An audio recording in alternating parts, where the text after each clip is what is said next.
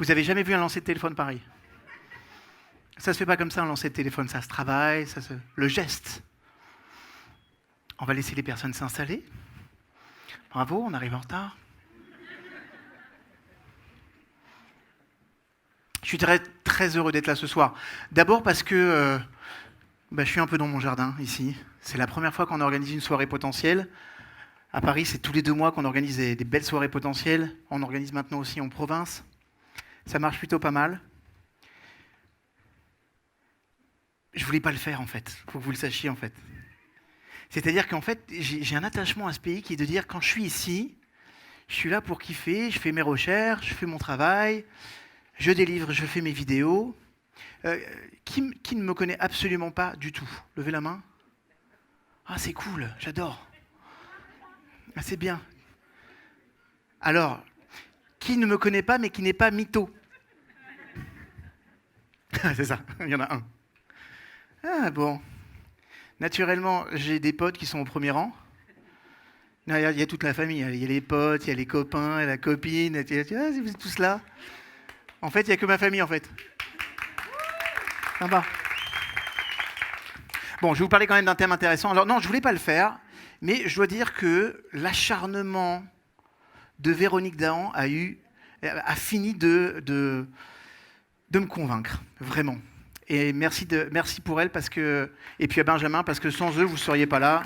Donc c'est important de rendre à César ce qui appartient à Benjamin et Véronique. Très bien.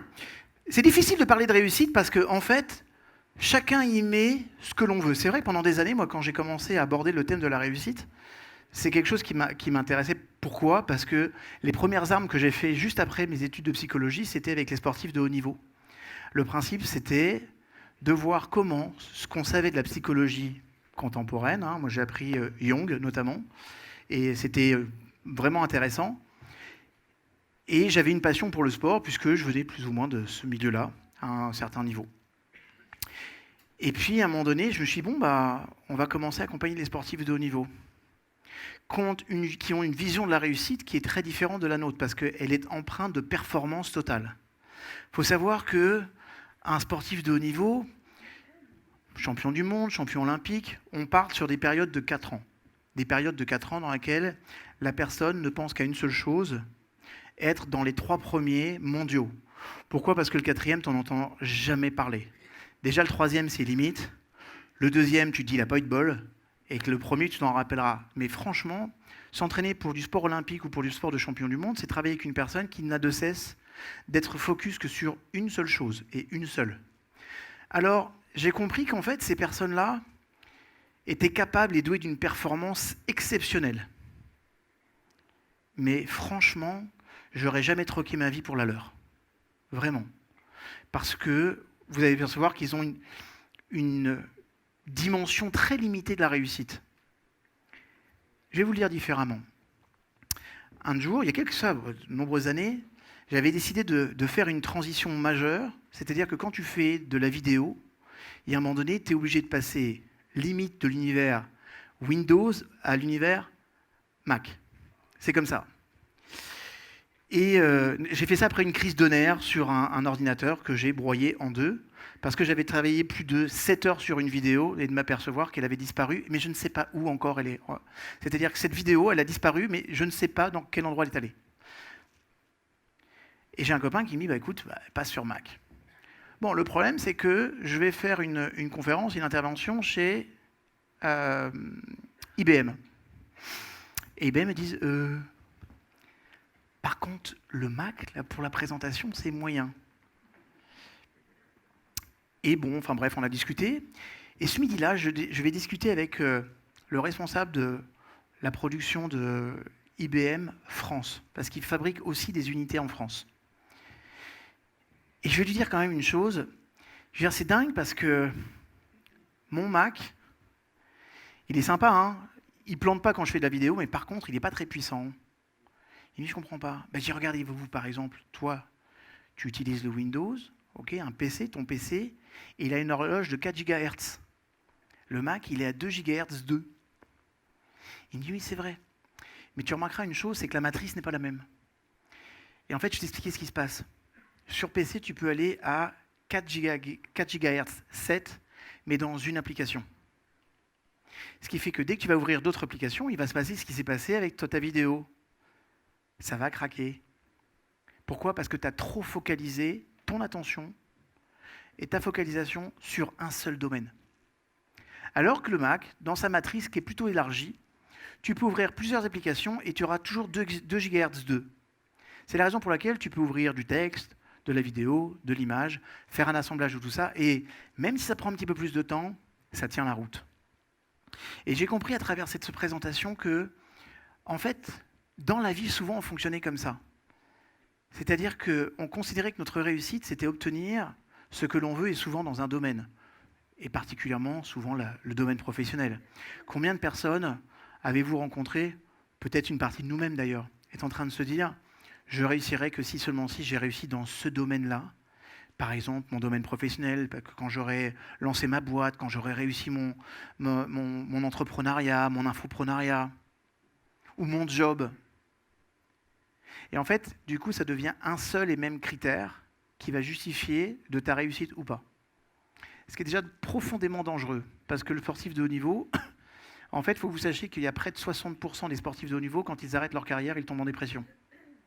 C'est important de le dire. Je vais répéter ce que la plupart des personnes que vous allez voir, des plus grands champions du monde, tombent en dépression. Ils tombent en dépression. Ou alors, curieusement, ils font des choses tellement stupides, ils se mettent dans des situations tellement extrêmes, qu'en fait, ils vont se sortir du jeu. Oh, il y en a un qui, dernièrement, s'est fait connaître, c'est Schumacher. Schumacher, quand même. Champion du monde. Je crois que 5 ou 6 fois champion du monde. C'est l'homme aux multiples performances. Et en fait, un jour, il va juste faire du ski hors piste. Déjà, tu peux te dire, franchement, comprenez une chose. Il va être l'égérie de plusieurs boîtes de fringues. Il est le représentant de l'image de Ferrari. Il est multimillionnaire. Sa carrière de sportif, il la termine très jeune.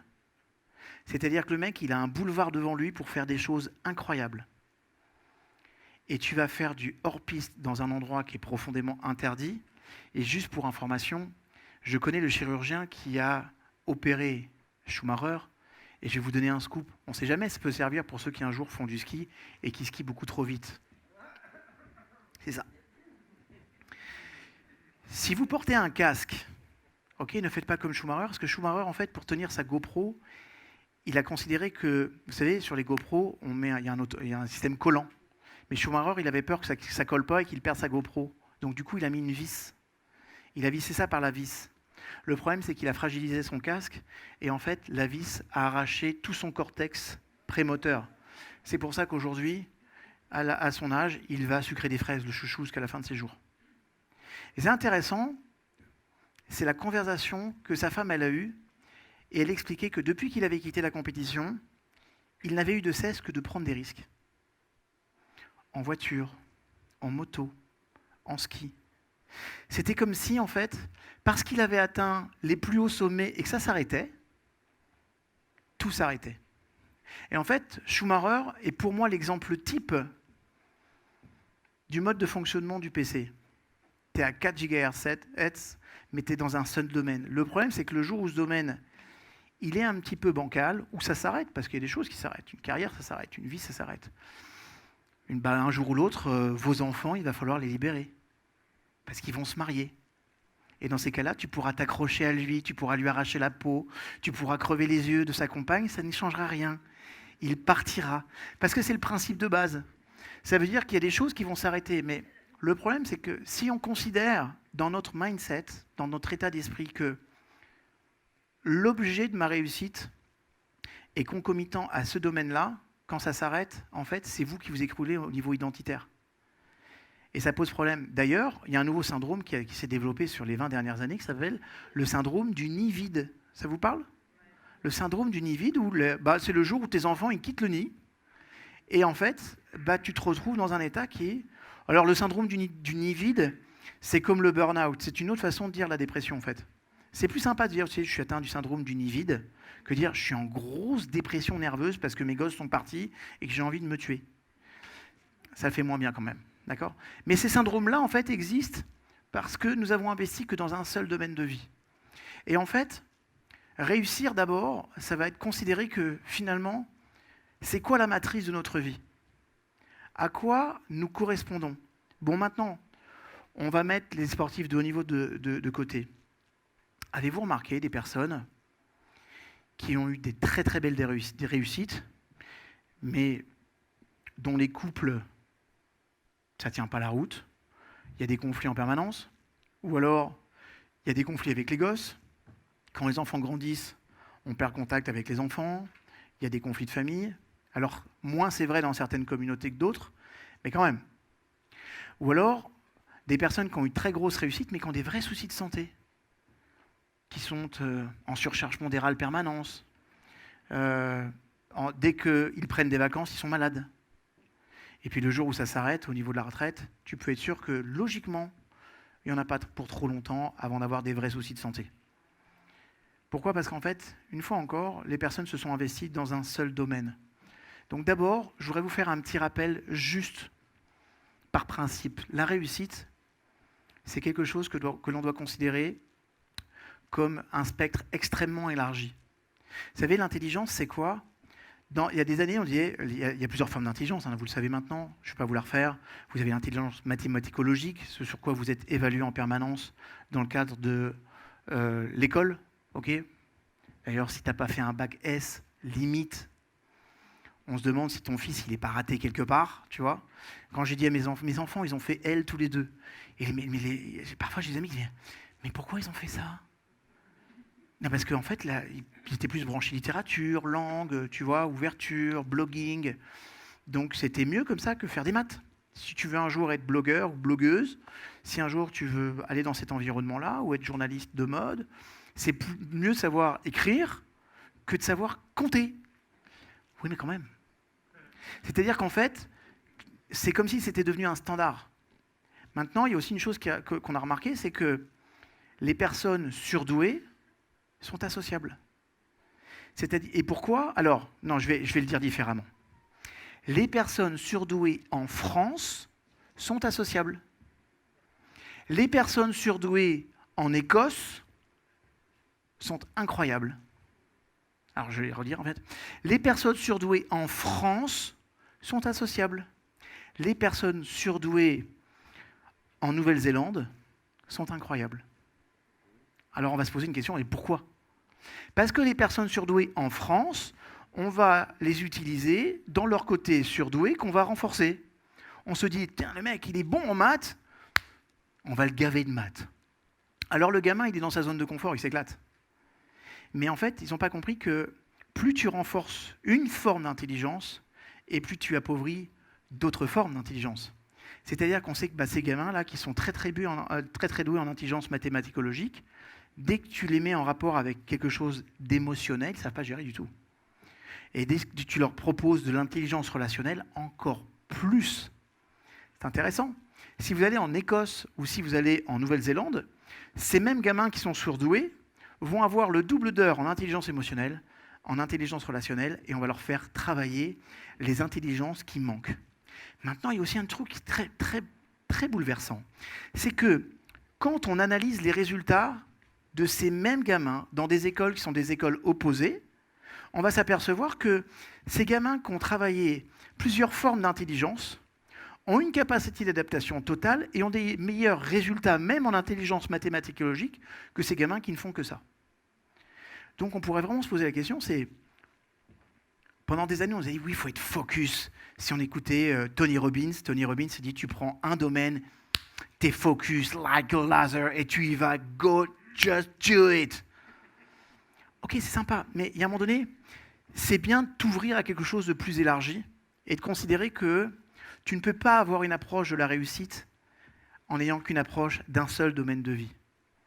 Parce que franchement, si tu réussis ton entreprise, c'est génial. Mais si tu ne vois pas tes gosses grandir, c'est dommage.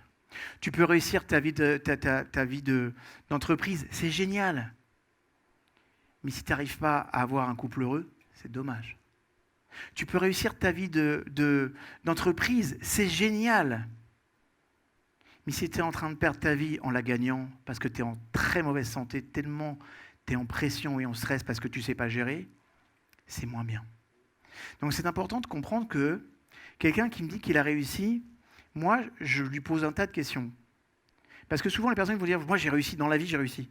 Ah, ok, tu as réussi dans la vie. Est-ce que tu as réussi ta vie? Parce que c'est ça qui m'intéresse le plus. Parce que les performances d'un domaine t'éloignent souvent des autres. Et je vais vous dire une chose, plus il y en a qui sont performants dans un domaine, et plus ils ont intérêt d'être vigilants parce qu'autour, ça va se détruire. Parce que l'être humain, il est multiple. Voilà, parce que j'ai besoin d'énergie, j'ai besoin de passion, j'ai un couple, et je tiens bien à ce que celui-ci soit le dernier. J'ai des enfants, j'aimerais bien pouvoir les voir grandir, m'assurer qu'ils réussissent, pouvoir être présent autant que faire se peut. Et puis vous savez quoi, pour faire tout ça, j'ai besoin de vos souhaits. Merci. Non, parce que j'avais besoin, je me suis dit, il y a quand même presque 200 personnes dans la salle, si vous me dites tout à vos souhaits avant la fin de l'année, nickel pour moi. Je prends. Toujours pour ça. En fait, je n'avais pas du tout envie de tourner, c'était juste pour la cam. Mais enfin, ce que je veux dire par là, c'est que si je réussis, mais que je ne suis pas en énergie, si je ne suis pas en forme, si je ne suis pas bien dans ma peau, si je ne suis pas bien physiquement, si je ne suis pas bien émotionnellement, à quoi ça sert? À quoi ça sert? J'ai travaillé avec des sportifs, et puis j'ai travaillé avec des sportifs cinglés. Non, faut pas croire, parce qu'il y en a que vous voyez la télé comme ça, vous dites oh, c'est génial, c'est un super sportif, puis il est vachement sympa. J'ai travaillé avec des tennisman, quand vous les voyez à la télé, vous dites ce mec, il est trop sympa. C'est un psychopathe le mec. Non, c'est un psychopathe, c'est-à-dire, je ne vais pas citer son nom parce que cette vidéo, je la mettrai sur YouTube, je ne peux pas me permettre. Mais quand même, il était suisse. J'ai rien dit. Il y en avait plein en Suisse. Pas beaucoup avant Federer, mais enfin, pas celui-là, peut-être un autre. Eh bien, sachez que lui, par exemple, quand on allait dans un hôtel, il fallait changer la moquette. Si la moquette, s'il n'était pas rouge, il ne gagnait pas. Donc il arrivait, il disait, est-ce que vous pouvez changer ma moquette? Alors naturellement, l'hôtelier disait, non, vous êtes dans la suite déjà. Je dis, la suite, elle est bien votre moquette, elle est toute neuve en plus. Il disait rien, et il arrachait la moquette. Il envoyait quelqu'un dans n'importe quel débit de moquette, et il mettait des grands carrés rouges comme ça. Il s'enfermait, il fermait les rideaux, il prenait un Prozac, il fumait un paquet de clopes par jour, et il sortait gagner le tournoi. Je dis, non, franchement, très bien. Ça, c'était de la performance. Mais par contre, c'est le seul que j'ai failli frapper. Voilà. Un jour, on était en Australie avec son entraîneur, qui était un copain. Le mec était tellement insupportable, tellement odieux avec tout le monde. Quand je vous dis avec tout le monde, c'est avec tout le monde. C'est-à-dire qu'un jour, je lui dis, mais tu sais quoi? En fait, il faut que je t'explique, je ne suis pas payé pour ça, moi. Je ne suis pas une nurse, je ne suis pas éducateur spécialisé. Tu m'as pris pour le grand frère, je ne sais pas ça. Voilà, je t'explique. Tu es un psychopathe et tu vas rester tout seul. Donc, on l'a planté à l'Australian Open et c'était très, très bien. Comme ça. En tout cas, c'était mieux pour nous. Mais par contre, en dehors de ça, cette personne avait une image de gentil garçon, de playboy. Il était juste odieux avec sa femme, avec ses enfants. C'était une merde sans nom. Et en fait, j'ai compris à quel point on pouvait facilement confondre performance et réussite. C'est important que vous reveniez déjà dans cette idée-là. La performance, c'est le résultat élevé qu'on peut avoir dans un domaine. La réussite, c'est la capacité, écoutez-moi bien, c'est une double capacité. La réussite, c'est de vouloir et obtenir ce que l'on veut, mais c'est également apprécier et aimer ce que l'on a. Je vais le répéter parce que c'est très important. Parce que pendant des années, notamment dans les années 80, dans les tripes post-New Age, on nous disait hey, les gars, vous savez ce que c'est que la réussite? Tu dois obtenir ce que tu veux. Tu te fixes des objectifs, tu les obtiens. Je ne sais pas pour vous, mais moi, quand j'ai obtenu mes objectifs, franchement, j'en ai atteint pas mal. Mais tous ne m'ont pas rendu plus heureux pour autant. Voire, il y en a qui étaient carrément décevants. Et il y en a même qui étaient flippants. Un jour, il y a un type qui est venu me voir, un monsieur charmant au passage. C'était un de mes clients et c'était le 3e plus gros réseau d'experts comptables de France, indépendant. Et je donne des conférences pour eux et un jour, ce monsieur qui était tout proche de la retraite, me dit, c'est David, ce serait vraiment top que tu reprennes la présidence du groupe après moi. Franchement, flattant. Non, franchement, ça flatte l'ego. 3e plus grand groupe. Moi, je suis jeune. À l'époque, je dois avoir dans les 38 ans. Bonne période de vie. Ça peut être sympa à faire. Et du coup, je vais accepter. En acceptant juste une chose. Je monte une société pour eux que je sais que je vais leur vendre à peu près 5 millions d'euros dans 5 ans. Donc, je sais que dans 5 ans, je touche le jackpot. J'ai en plus un boulevard qui m'est proposé, un grand poste. C'est-à-dire que sur le papier, tu te dis « Waouh, hey, belle réussite ». Le seul problème, c'est que tous les jours, quand je vais travailler, j'ai des angoisses. Je ne me sens pas bien. D'abord, je me rends compte à quel point la typologie de l'expert comptable est à l'opposé de ce que je suis. C'est-à-dire que je déteste leur mode de fonctionnement. Je déteste leur façon de penser. Je hais les experts comptables. Je ne peux pas vous dire mieux. Mais d'abord parce que cette expérience m'a vraiment amené à les haïr. Deuxièmement parce que en fait, je n'ai jamais vu autant de personnes dans un mode de fonctionnement sécuritaire, mais qui prennent jamais aucun risque. Un expert comptable, pour moi, c'est un rentier. Il sait globalement, avec le nombre de clients qu'il a, ceux qui vont sortir, avec les nouvelles entrées, nouvelles sorties, les mecs, ils savent que bon an, mal an, c'est un peu un boulot de rentier, quoi. C'est-à-dire, mais par contre, zéro prise de risque, zéro incarnation, la parole, l'engagement. Ils ont peur de tout, parce qu'attention, je suis un expert comptable, je suis un sachant. C'est-à-dire que moi, je sais, et toi, tu es un entrepreneur, tu es une petite merde. Parce que c'est moi qui vais te conseiller. Sauf que ce que moi j'ai très vite compris, c'est qu'il ne fallait surtout pas écouter les conseils de son expert comptable. Parce qu'un expert comptable, c'est un expert en comptabilité. Ce n'est pas un expert en réussite entrepreneuriale. Parce que ce n'est pas quelqu'un qui a une vision et qui va te dire, tu sais, je sais que tu pars de nulle part, mais viens, on va travailler ta vision, viens, on va coordonner ton management, viens, on va structurer ta commercialisation, et viens, on va se développer. Je t'emmène, je t'embarque. Je sais que pour l'instant, rien à voir avec le bonhomme que t'es. Mais je sais que dans 5 ans, là, on peut y aller. Vous savez ce que c'est ça? C'est mon job. C'est mon job de coach. Sauf que quand mon job de coach, il se confronte avec celui de l'expert comptable, il dit, les gars, vous savez quoi, on ne vit pas du tout sur la même planète, quoi. Mais pas du tout. Ça m'a posé un vrai problème.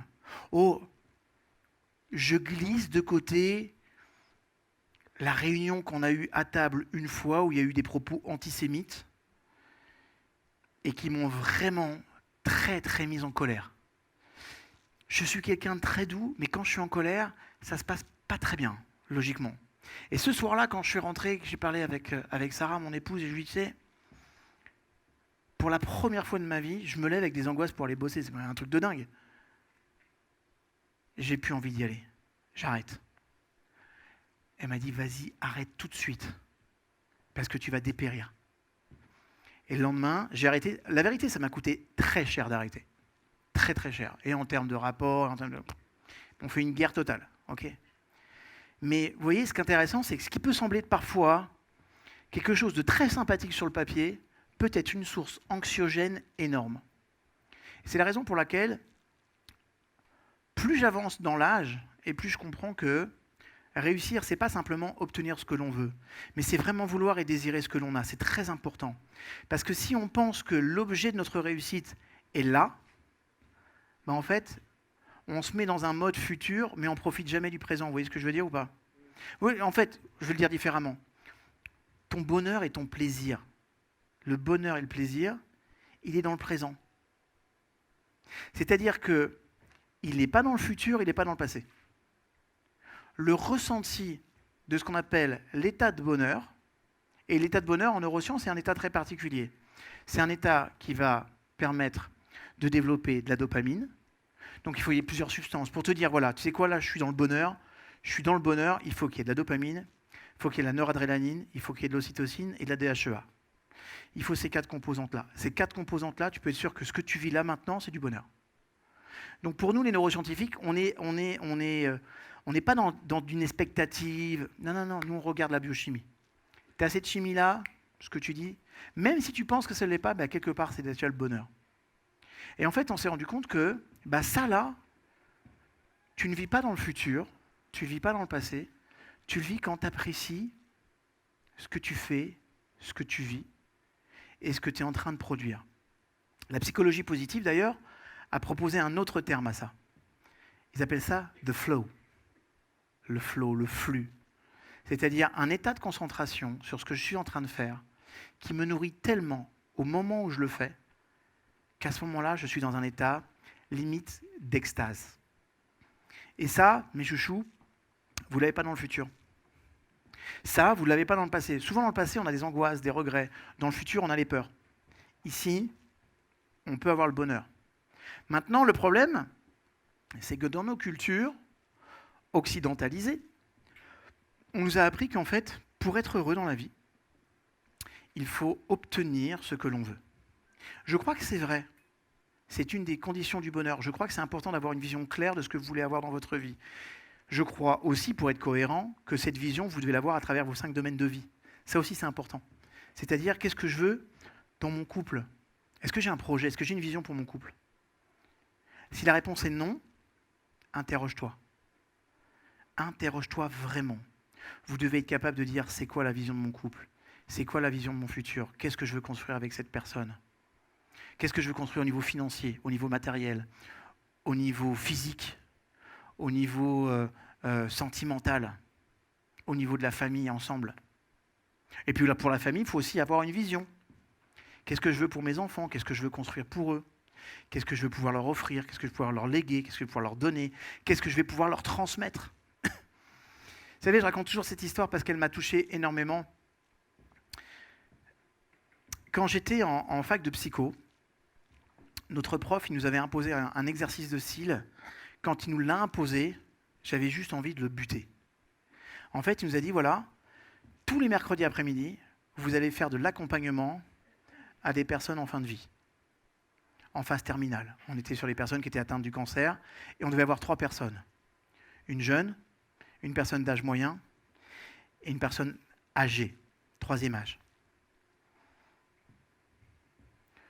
Je ne vais pas vous raconter ce qui s'est passé avec la plus jeune, cette jeune fille qui est partie à 11 ans de la leucémie, parce que je n'ai pas envie de vous plomber votre soirée. Mais je vais vous parler de ce qui s'est passé avec Benjamin. Benjamin, un homme de 42 ans, brillantissime, architecte, tout fonctionne bien pour lui, jusqu'au jour où on va lui dire qu'il a un cancer du foie. Et encore moins hier qu'aujourd'hui, le cancer du foie était plutôt mortel. On sait qu'il a exactement 6 mois de vie qui lui reste à peu près correcte et après ça va très très vite se dégrader. Et donc moi je l'accompagne, mais franchement, écoute, comprenez une chose, moi, j'ai 21 ans, je dois accompagner une personne qui a le double de mon âge, et je ne sais pas quoi dire, je ne sais pas quoi faire, et je me dis, finalement ce monsieur il va partir, et moi si j'étais à sa place, il y a plein de choses que je regretterais en fait. Donc j'ai posé une question autour du regret. J'ai dit aujourd'hui on va parler du regret. Si tu pars demain, qu'est-ce que tu regretteras le plus? Alors vous savez, quand il ne m'a pas dit, tu sais, je regretterais de ne pas avoir monté ma société, d'avoir fait une très grande carrière commerciale. Il ne m'a pas dit ça. Il ne m'a pas dit, tu sais, je regrette de ne pas avoir été le plus grand architecte de tous les temps et de ne pas avoir écrit 5 bouquins sur l'architecture postmoderne. Il ne m'a pas dit ça non plus. Il m'a dit un truc, il m'a dit, la seule chose que je regrette, c'est que je ne serai pas là pour les moments décisifs dans lesquels mes enfants, ils auraient eu besoin de moi. Il me dit, j'ai 3 gamins. Tu sais, moi, David, dans ma vie, j'ai eu des moments décisifs. Mon premier baiser est un moment décisif, David. La première fois que j'étais trompé, c'était un moment décisif aussi. Mon mariage, c'était un moment décisif. Le choix de mes études, c'était un moment décisif. Et il me dit, tu sais, quand je pense à tous ces moments décisifs qui ont fait la vie que j'ai pu avoir, la seule chose que je regrette vraiment, c'est de ne pas avoir été là à ces moments décisifs qu'ils vont vivre toute leur vie. Ce soir-là, Dieu fait très bien les choses. Je vais à une soirée étudiante.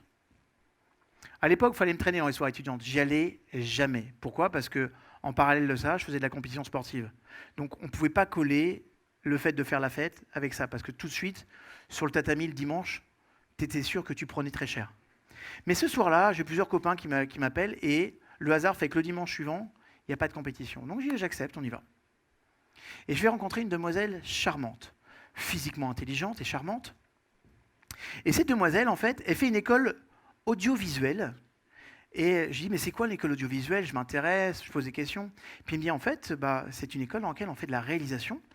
Et d'ailleurs, là, on est en face, je dois trouver le sujet de mon mémoire qui va faire que une sorte de petit documentaire sympa qui va faire que je vais être estampillée en tant que réalisatrice. Et je la regarde et je dis, tu sais, et j'ai ton documentaire, j'ai le thème du documentaire et j'ai même tous les acteurs de ton documentaire. Ça t'intéresse? Elle me dit, je serais très curieuse de voir ça. Et bien ton documentaire, il va s'appeler Un moment décisif. C'est quoi? Je t'explique, voilà. Moi, j'accompagne une personne en fin de vie. Il a 42 ans. Dans 6 mois, il est parti. Et ce matin même, le mec me disait, ce que je regretterais le plus, c'est de ne pas avoir transmis ce que je vais transmettre à tous mes moments décisifs. Alors, je te propose un truc. Et si on filmait tout ce qu'il aurait dit à ces moments décisifs? Tu veux dire quoi? Je dis, voilà, on va imaginer tous les moments décisifs que ses enfants pourraient passer à travers sa propre expérience à lui. Et pour chaque moment, on va tourner une vidéo. 1 minute, 2 minutes. Voilà le conseil que je vais te donner, mon fils, ma fille. C'est une idée fantastique. Le lendemain, je retourne voir Benjamin. Je dis, voilà Benjamin, j'ai une idée. On va s'assurer que tu quittes cette vie sans regret. Tu m'as dit que ton unique regret, c'était pas être présent pour les moments décisifs. Que se passerait-il si tu l'étais? Il me dit, ça voudrait dire que je suis vivant encore. Écoute, tu sais quoi? Je t'offre un pied dans l'éternité. Ce pied dans l'éternité, c'est on va tourner tous tes moments décisifs. Alors voilà ce que tu vas me faire. Je vais te faire bosser cette semaine. Tu vas m'écrire tous tes moments décisifs dans ta vie et tu vas envisager tous les moments décisifs que tu aurais voulu avoir pour tes gamins. Tous ces petits moments, 1 minute, 2 minutes, de moments décisifs, je veux que tu me les écrives. On va les ranger par catégorie. Ok? Il y a une personne qui va venir. On va tourner. Le prochain mois, on fera que du tournage. Sur chaque chose, tu viendras à l'instinct de dire voilà comment tu vas te comporter, voilà ce que tu dois dire, voilà ce que tu vas faire. Ne réfléchis pas trop, il faut que ça sorte du cœur. Ce n'est pas un truc réfléchi, c'est ta gamine, ton fils, il vient te voir et il te dit papa, excuse-moi, je ne sais pas, je fais ça ou je fais ça. Réponds-lui ce que toi, tu aurais eu envie de lui répondre. Tout ça par catégorie. Tu sais quoi? Le jour de ton décès, après, on leur remettra ce lot de cassettes avec une petite nomenclature moment décisif. Et le jour où il y aura un moment décisif, ils auront juste à dire tiens, je vais voir ce que mon père m'aurait dit à ce moment-là. Il me dit c'est une brillante idée. Alors vas-y, tu as 1 semaine. Donne-moi une 50aine de moments décisifs que tu aimerais avoir. Le mec, il est venu avec 280 moments décisifs. Et en fait, on a tourné plus de 28 heures de vidéo. Mais 28 heures de vidéo, c'est énorme. Quand on fait des petits passages d'1 minute, 2 minutes, 3 minutes, c'est énormissime. Et les gamins, en fait, ils avaient une règle avec 280. Si un jour, j'ai un problème de divorce, si un jour, j'ai un problème dans l'éducation de mes enfants, quels sont les choix, quelles sont les questions que je dois me poser? Incroyable. Et en fait, cette femme-là, en Belgique, cette jeune demoiselle, a eu le prix du documentaire de la jeune réalisatrice de Belgique, avec ça, qui s'appelait Un moment décisif. C'est juste important de vous dire que finalement, ça pour moi, je compte parmi mes plus grandes réussites, en vrai. Parce que juste quand j'y pense, ce que je ressens dans l'instant présent, c'est de la fierté. Le fait qu'on me propose d'être président du 3e groupe d'experts comptables en France, quand j'y pense, mais je suis tellement content de ne pas l'avoir fait. Mais vraiment. Parce que je me serais vraiment dédouané moi-même, j'aurais été complètement à côté de la plaque. Et j'ai compris aussi que les personnes qui parfois se proposent comme des sachants peuvent aussi être des personnes malveillantes et pas obligatoirement honnêtes. Et ça aussi, c'est important de le comprendre parce que du coup, ça m'a permis aussi de choisir les personnes qui m'entouraient. Donc quand on regarde dans ce sens-là, quand je vous dis réussir en 2020, je suis en train de vous dire, d'abord les chouchous, il faut réussir en 2020. Bon, je vais le répéter parce que je ne vous ai pas du tout senti sur ce truc-là. Quand je vous dis réussir en 2020, je vous demande de réussir en 2020. Pas en 2021, pas en 2022, pas en 2038. OK ? Non, il y a des choses comme ça que vous pouvez reporter. Par exemple, quand je fais des gâteaux à ma femme, elle me dit c'est pour Hanouka. On en est à Hanouka 2048. D'accord ? À chaque fois, elle augmente d'un an. Voilà. Donc ça, vous pouvez. Mais la réussite, c'est maintenant, c'est pas dans 10 ans. La réussite, c'est celle que vous devrez prendre en charge, c'est maintenant. Et elle passera par deux choses. La première, établir une vision très claire de ce que vous voulez dans chacun de vos domaines de vie. Je vous rappelle, c'est quoi ? Le couple. Si tu n'as pas un projet pour ton couple, c'est dommageable. Vous savez, dans la Bible, il est dit « Où il n'y a pas de vision, les hommes périssent ». Franchement, où il n'y a pas de vision, les hommes périssent. Et il dit d'ailleurs, en toute chose, vivez 2 fois. Comment tu peux vivre la chose 2 fois ? Mais en fait, on te dit, en toute chose, vivez 2 fois, c'est-à-dire, vivez là maintenant, ok ? En vision, et ensuite, profite de ta vision. Juste un petit rappel de cette histoire. Lorsque Walt Disney avait créé Epcot Center, juste une chose intéressante en termes de persévérance. Vous savez, en France, il y a une étude qui montre que quand un entrepreneur va voir une banque pour demander un financement, 80% d'entre eux arrêtent à la 3e banque. C'est-à-dire qu'au bout de 3 fois où tu as eu un banquier qui n'en a rien à faire de ton entreprise, qui n'a aucun rapport avec ta vision, qui lui veut prendre aucun risque, et que ce même mec ou cette nana va te dire « Hey monsieur, vous savez quoi ? On ne va pas pouvoir y aller, quoi. On ne le sent pas. » Et bien, tu as 80% des gens qui arrêtent. Dommage. Voilà. Alors, juste pour une chose, Walt Disney, quand il est allé chercher des financements, il a vu 117 banques. Non, juste que vous compreniez ce que ça fait 117 banques. C'est 117 rendez-vous, c'est 116 refus, c'est 116 personnes qui vont vous dire « on ne croit pas en votre projet », c'est 116 personnes qui vous disent « mais enfin, monsieur, vous êtes en train de nous demander de construire dans une orangerie un espèce de parc dans lequel les personnes vont payer une fois et ensuite ils auront accès à toutes les attractions gratuites. Vous n'êtes pas sérieux.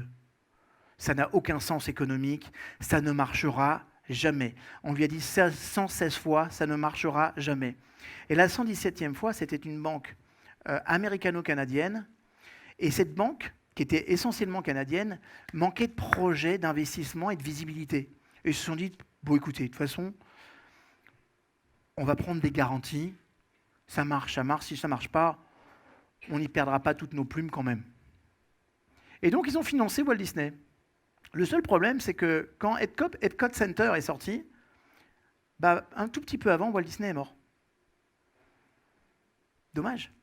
Mais la journaliste, il y avait une journaliste ce jour-là, donc vous imaginez, très grand centre, ça va cartonner, les médias vont s'emparer de ça, c'est le nouveau projet rêve américain, et en fait, vous devez savoir que le parc était rentable avant même qu'il soit ouvert.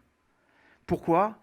Parce qu'il y a eu tellement de tapage médiatique sur le projet que d'autres banques se sont collées et pour faire un espèce de levée de fonds pour assurer tout le développement. C'est-à-dire qu'en fait, quand Epcot Center s'est monté, ils avaient déjà l'argent pour le développement alors qu'il n'y avait eu aucune personne qui était rentrée à l'intérieur, tellement on avait parlé de ça. Un truc de psychopathe. Et la journaliste qui était là, une journaliste qui couvrait l'événement, elle a interviewé à un moment donné le neveu de Walt Disney. Elle lui dit mais quel dommage que Walt n'ait pas vu ça, parce qu'il aurait adoré. Et son neveu, il a regardé très bizarrement, il s'est dit, vous savez, Walt l'a vu, hein. Et c'est parce qu'il l'a vu que c'est là. Et c'est ça qui est important, c'est-à-dire que vous ne pouvez pas avoir de réussite sans vision. Il n'y a pas de projet sans vision. En toute chose, vivez 2 fois. Où il n'y a pas de vision, les hommes périssent. C'est-à-dire qu'on aurait tort de croire que la vision n'appartient qu'au monde professionnel ou qu'au monde sportif. I have a dream. Bah oui, tu as eu un rêve, chouchou. Heureusement. Et ce rêve, en fait, il a été concrétisé. Mais tout démarre par une vision. Vous prenez n'importe quelle personne. Vous savez, je veux juste vous rappeler que avant que vous profitiez de votre smartphone, qui est le dernier iPhone 11 Pro, avec les 3 systèmes photo, les trucs, et que ça fait même grippin aujourd'hui, le mec, avant quand même, il était dans un garage. Donc à chaque fois, les gens me disent non, bah, c'est parce que c'était Steve Jobs. Mais enfin, je vous rappelle que Steve Jobs, c'est un mec qui n'avait pas le baccalauréat. C'était un mec qui était juste passionné par la calligraphie et par l'innovation. Et puis les Hare Krishna aussi. C'est un mec qui était un peu barré quand même. Il faut savoir qu'il marchait nu pied, il se lavait pas. Les gens disaient qu'il sentait beaucoup la sueur parce que franchement, le mec, il avait un rapport au déodorant. Quand on lit le livre sur Steve Jobs, tu aperçois que le mec était limite un peu odieux avec les autres. Mais c'était Steve Jobs. C'est-à-dire qu'on se dit, le mec, il est devenu Steve Jobs du jour au lendemain. Non, non, non, non. Il a commencé dans un garage miteux avec son voisin qui était un de ses copains. Et vous savez quoi? Toutes les grandes réussites sont comme ça. Toutes les grandes réussites sont comme ça. Il y a un type, un jour, qui a fait des études de marketing, et puis, dès qu'il a un petit peu d'argent, il est en train de bosser dans une boîte qui est intéressante. Cette boîte, en fait, c'est une boîte qui propose des cafés, qui propose des petits déjeuners. Et ils l'ont embauché en tant que responsable marketing. Et le gars, dès qu'il a eu un peu d'argent, comme il est d'origine italienne, il s'est dit, dès que j'ai un peu d'argent, je vais en Italie. Je vais à Rome, je vais à Venise, je vais à Capri, je veux voir tout ça, je veux voir l'Italie parce que je veux voir d'où ma grand-mère, qui m'a élevé quand j'étais petite, est née. Et il va en Italie. Il est seul en Italie. Alors il prend le temps. Mais quand il prend le temps, il s'aperçoit que les Italiens, eux aussi, prennent le temps. Quand ils prennent le temps, qu'est-ce qu'ils font? Ils prennent un café. Mais un café qui est différent. Ils ont un rapport au café qui est différent. Donc le gars, il revient des vacances, il dit, les gars, oh, il faut qu'on change complètement. Il faut que le rapport, il faut que ça soit cosy. Il faut que on change les tailles, parce que là-bas, ils proposent des tailles différentes. Ensuite, il faut plein de styles de café. On sert toujours le même café. Venez, on fait du café au caramel, du café avec de la crème, et puis ils font aussi du thé. Le mec dit, écoute, t'es gentil. Non, nous, on a un responsable marketing, on n'a pas demandé quelqu'un qui a un hurluberlu, quoi. Donc, tu fais ce que tu veux, hein, mais pas chez nous. Et il s'est barré. Puis il a monté son premier petit centre de café qu'il a appelé Starbucks. Et maintenant que vous allez à New York, vous ne voyez pas un coin de rue sans Starbucks. Parce qu'il a eu exactement la même stratégie que McDonald's, qui était un principe de base, c'est qu'à moins de 300 mètres ou 350 mètres à pied, tu dois avoir un McDonald's dans New York. Au passage, il a racheté les mêmes propriétaires de la première franchise qui lui ont dit ça ne marchera pas. D'accord? Je veux juste que vous compreniez une chose, c'est-à-dire que à chaque fois qu'on parle de ces personnes, les personnes vont vous dire « Non, mais moi, je ne suis pas Steve Jobs. » Mais pourquoi? Mais pourquoi tu ne le serais pas? Pourquoi tu ne le serais pas? Pourquoi tu ne serais pas porteur d'un nouveau grand projet rêve et qui serait tellement différent des autres? La dernière fois, c'est intéressant parce que j'ai un projet avec mon épouse, on va à Las Vegas. Je voudrais concurrencer Céline Dion, ça y est, c'est sûr. Mais non, c'est pas vrai. Je ne veux pas y faire de la peine, je l'aime trop. Je l'aime bien, Céline Dion. Donc je ne veux pas chanter mieux qu'elle, parce que sinon après, j'aime pas faire de la peine aux gens. Je suis comme ça. Sinon, je le ferais, hein, facilement, parce que j'ai une super voix. Vous voulez voir? Mais vous, n'importe quoi. Je vais vous dire pourquoi je vais à Las Vegas. À Las Vegas, en janvier, il y a le CES, Consumer Electric Show, le plus grand rassemblement d'innovation mondiale. C'est-à-dire qu'on a, sur un parcours qui fait plus d'1 million de kilomètres carrés, plus de 180 000 personnes qui vont défiler chaque jour dans ces endroits. Et on a à peu près 10 000 exposants qui sont les exposants qui nous offrent le plus d'innovation au monde. Moi, j'ai un projet rêve l'année prochaine. Je voudrais créer le premier substitut de réalité virtuelle appliqué au coaching et la thérapie, traiter les phobies, mais avec de la réalité virtuelle réelle. Voilà mon projet. J'ai créé les protocoles, j'ai testé les protocoles, ça marche, 100% de réussite sur les protocoles de type phobie, sur l'avion, sur l'araignée, sur le rat.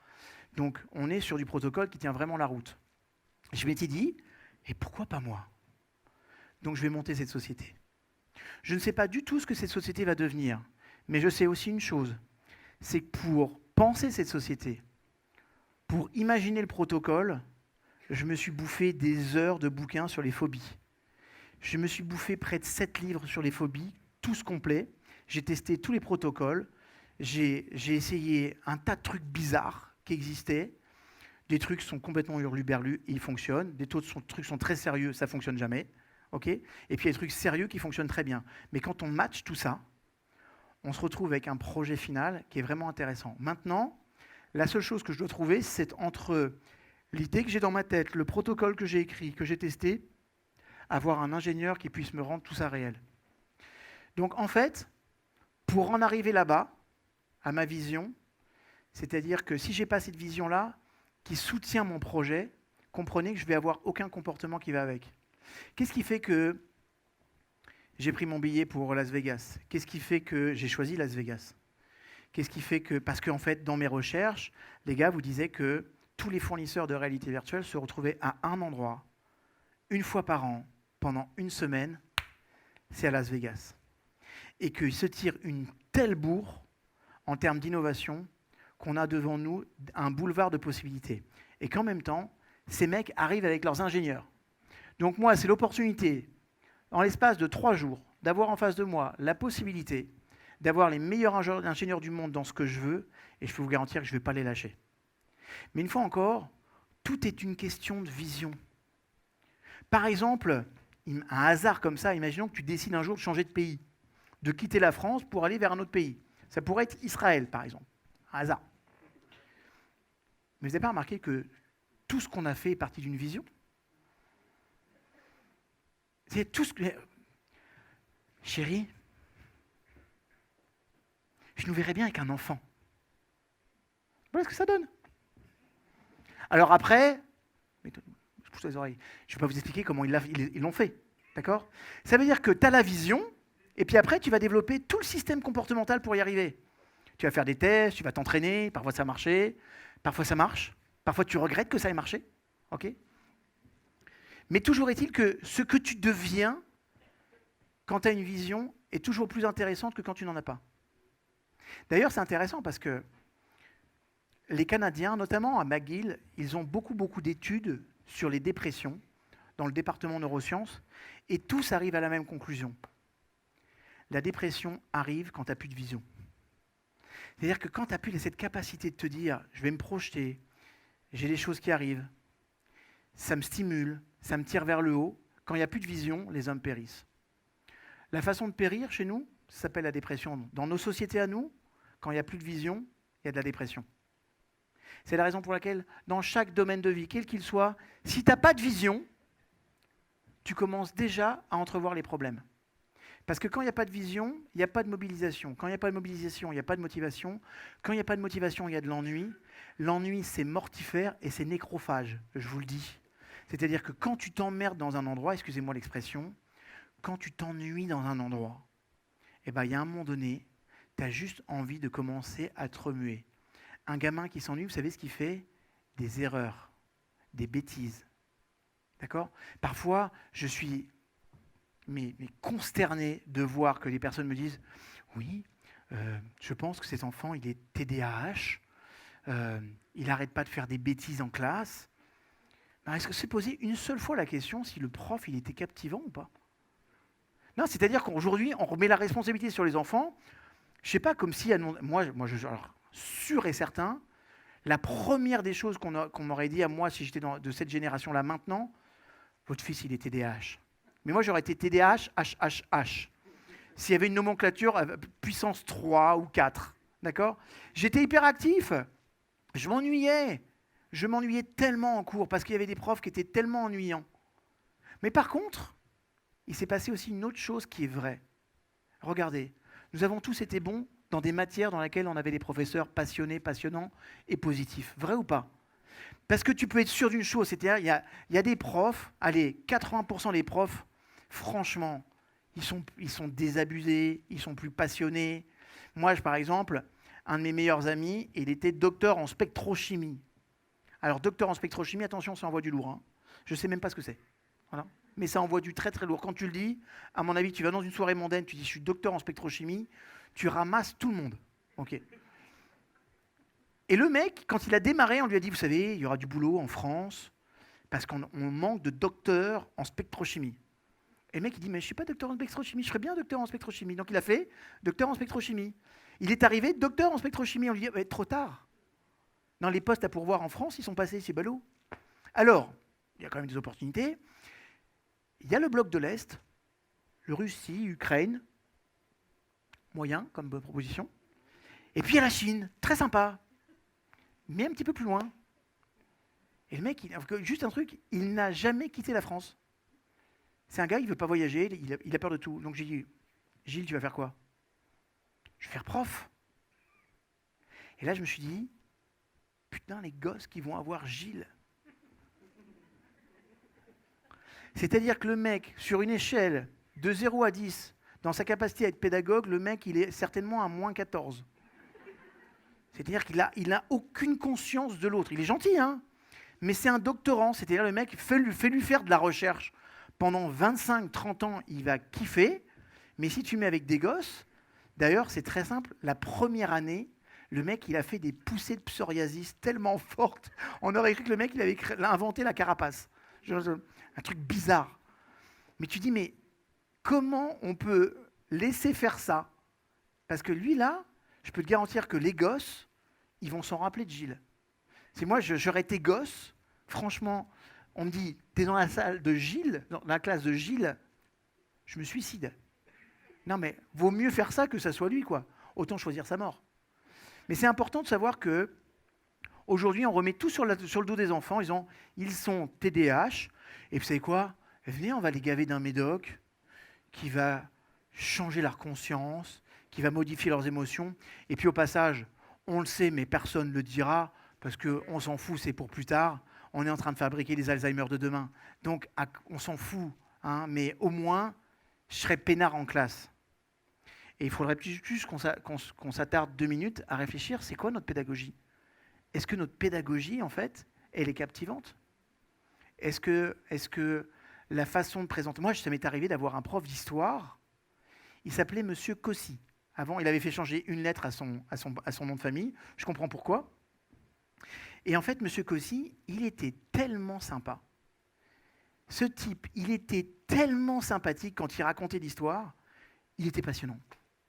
C'est-à-dire que le mec, il avait réussi à transformer Napoléon en un espèce d'Avengers que tu as envie de suivre toutes les semaines.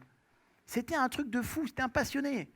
Mais il était tellement bon. On a tous été bons dans les matières où on a eu un prof passionné, passionnant et positif. Et ça change tout. Mais ça veut dire quoi, une fois encore? C'est important qu'on ait une vraie vision. Tu dois avoir une vision dans ton couple. Tu dois avoir une vision dans ton job. Qu'est-ce que tu vas faire l'année prochaine? Tu es entrepreneur. Aujourd'hui, moi, je dois manager 3 sociétés. Okay? Chacune de ces sociétés doit avoir une vision très claire. Et vous savez quoi, une vision, aujourd'hui, elle doit être quaternaire. C'est-à-dire quelqu'un qui a une business... Il y en a qui ont des business dans la salle? Levez la main. Good. Alors écoutez-moi bien ce que je vais vous dire. Je suis sûr que vous le faites déjà. Mais au cas où, chaque job que vous devez avoir doit avoir une vision quaternaire.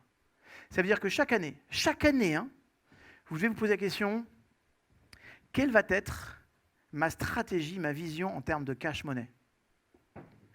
Alors il y en a qui vont dire, mais quand même, David, il parle de l'argent. C'est pas bien. Si, c'est bien. Une entreprise qui ne développe pas du cash, c'est une entreprise qui meurt et qui ne peut pas se développer. Donc la première des choses, en tant que chef d'entreprise, vous devez avoir des institutions qui fabriquent de la monnaie, qui gagnent de l'argent. Si votre institution ne gagne pas d'argent, vous perdez du temps. Vous perdez un temps extrêmement précieux. C'est sympa d'avoir un projet, vous devez avoir un projet rentable.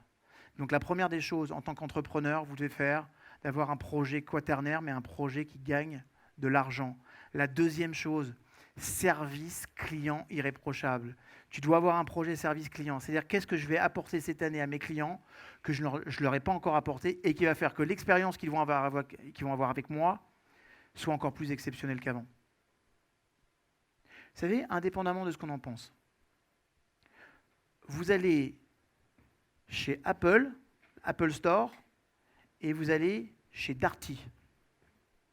Ça claque pas pareil, déjà. Mais par contre, quand tu vas chez Apple, tu es sûr d'une chose. C'est que les personnes avec qui tu vas être en contact sont ultra compétentes. Et sympathiques. Pourquoi? Parce que dans la culture, c'est obligatoire d'être ultra compétent et sympathique. Chez Darty, ils sont.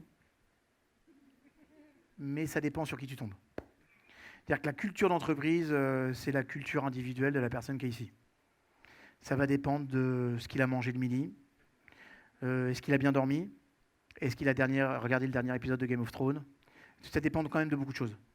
Et avec tout ça, peut-être qu'au final, quand il va te répondre, il évitera une réponse du style « Oui, mon petit monsieur, allez 14 sur la droite. J'en sais pas plus que vous parce que je suis remplaçant aujourd'hui. Voilà. Je vous souhaite une bonne journée, mon petit monsieur. » Okay. Par contre, eux, ils ont l'obsession du service. Il n'y a pas de mystère. Il n'y a pas de mystère. C'est-à-dire que quand tu as l'obsession du service et que tu dis, tiens, qu'est-ce que je n'ai pas encore créé, que je peux créer pour mes clients, qui n'existe pas encore, ou qui existe mais que je vais améliorer. On parle là vraiment d'innovation. À ce tarif-là, je vous raconte une petite histoire. Si vous me connaissez sur les réseaux sociaux, je l'ai déjà abordé, mais je vais vous la répéter parce que ça mérite vraiment d'être entendu. Dernièrement, il y avait la Neuro Business School, qui est une école que j'ai cofondée avec un de mes amis, où on forme des entrepreneurs à réussir sur toutes les phases entrepreneuriales. Comment tu te vends au niveau online, offline, comment tu fais ta gestion, comment tu te développes. Bref, en 2 ans, on vous transforme en bête de course pour pouvoir réussir votre entreprise. Avec des trainings toutes les semaines, vraiment intéressant. Et je racontais la stratégie d'innovation il y a de ça 2 semaines. La stratégie d'innovation, pour moi, la meilleure leçon d'innovation que j'ai eue, je vais donner une conférence au CIO de Lausanne, Centre international olympique, et j'expliquais pendant cette conférence comment on peut modéliser le mental d'un champion et comment, en décortiquant les stratégies mentales d'un champion, on peut les reproduire sur d'autres domaines et pour d'autres champions. Et que si on reproduit les mêmes stratégies, on reproduit les mêmes résultats. Bonne conférence sur les stratégies mentales. En face de moi, il y avait les préparateurs mentaux et puis les responsables des fédérations, toutes confondues. Et je leur expliquais un petit peu comment ça marchait dans le cerveau. Et puis après, il y avait un petit espace où on est allé prendre un verre. Et un monsieur, petit bonhomme qui vient me voir comme ça, avec des yeux tout doux, avec une voix toute douce, et qui me fait « Monsieur », et il me tend la main comme ça. « J'ai adoré votre conférence. J'ai bu vos paroles. C'était du régal. C'était du miel. J'ai adoré. Il y a juste une chose où je ne suis pas d'accord avec vous, mais franchement, j'ai vraiment, comme diraient les jeunes, kiffé.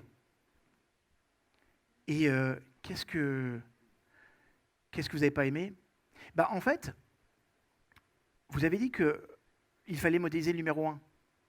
Mais si vous modélisez le numéro 1, vous êtes toujours le numéro 2, en fait. Parce qu'il aura toujours un coup d'avance. Et chez nous, on s'y prend un petit peu différemment. Et c'est qui chez vous ? Et là, il me tend sa carte, et j'avais en face de moi Jean Todt de chez Ferrari. C'est juste le plus grand entraîneur mondial des pilotes de course. Okay ? Et je dis, vous faites comment chez Ferrari ? Ah, il me dit, on prend le même principe. On prend une voiture et on l'éclate complètement. Donc pensez à votre business et éclatez-le. Éclatez-le. La production, le service, l'accueil, le service à la clientèle, le service de livraison, vous éclatez tout.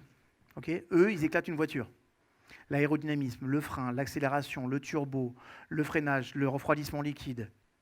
On l'éclate et on se pose une question, c'est qui le meilleur du monde dans ce domaine ? Je vous donne un exemple. Il y a à Miami un type qui a réussi à être 6 fois champion du monde des dragsters. Donc on s'est dit, le mec, les dragsters en fait c'est les voitures fusées. Donc, ils font sur un lac de sable, okay, et puis ils envoient la cam avec des gros réacteurs. Mais il me dit en fait ce qu'on a modélisé, c'est pas la rapidité de la voiture, c'est que ces engins-là, il faut les arrêter. Il faut les arrêter sur un terrain qui est meuble. Donc il faut avoir un système de freinage qui est au point, et le mec il avait créé un système de blocs au carbone qui était exceptionnel. Donc on est allé et on lui a racheté son brevet. Quand on ne peut pas racheter son brevet, il n'en demeure pas moins qu'on reste dans la même dynamique. Mais voilà ce qu'on fait. On prend le meilleur et on se dit, lui, dans 10 ans, il est devenu quoi ? Compte tenu de l'évolution de là où il est, dans 10 ans, il est où le mec ? Il a proposé quoi comme service ? Il a proposé quoi aux gens ? Qu'est-ce qui fait qu'il a évolué ? Et c'est ça qu'on modélise. Et du coup, en fait, on sera toujours meilleur que le mec qu'on modélise, en fait. parce qu'on a un coup d'avance sur la réflexion. On fait de la réflexion stratégique sur le meilleur.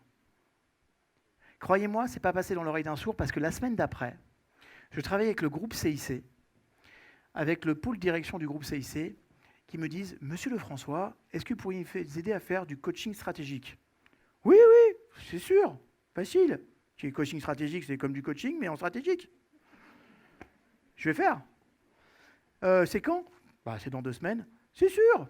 Combien? 3 jours. 3 jours, pas de problème. Fais du coaching stratégique. Et moi, dans ma tête, je dis, faut vraiment que je réfléchisse à c'est quoi du coaching stratégique, en fait. Et là, quand on est arrivé, j'ai dit, écoutez les gars, j'ai une idée. On va éclater la banque. Tous les domaines, on éclate la banque.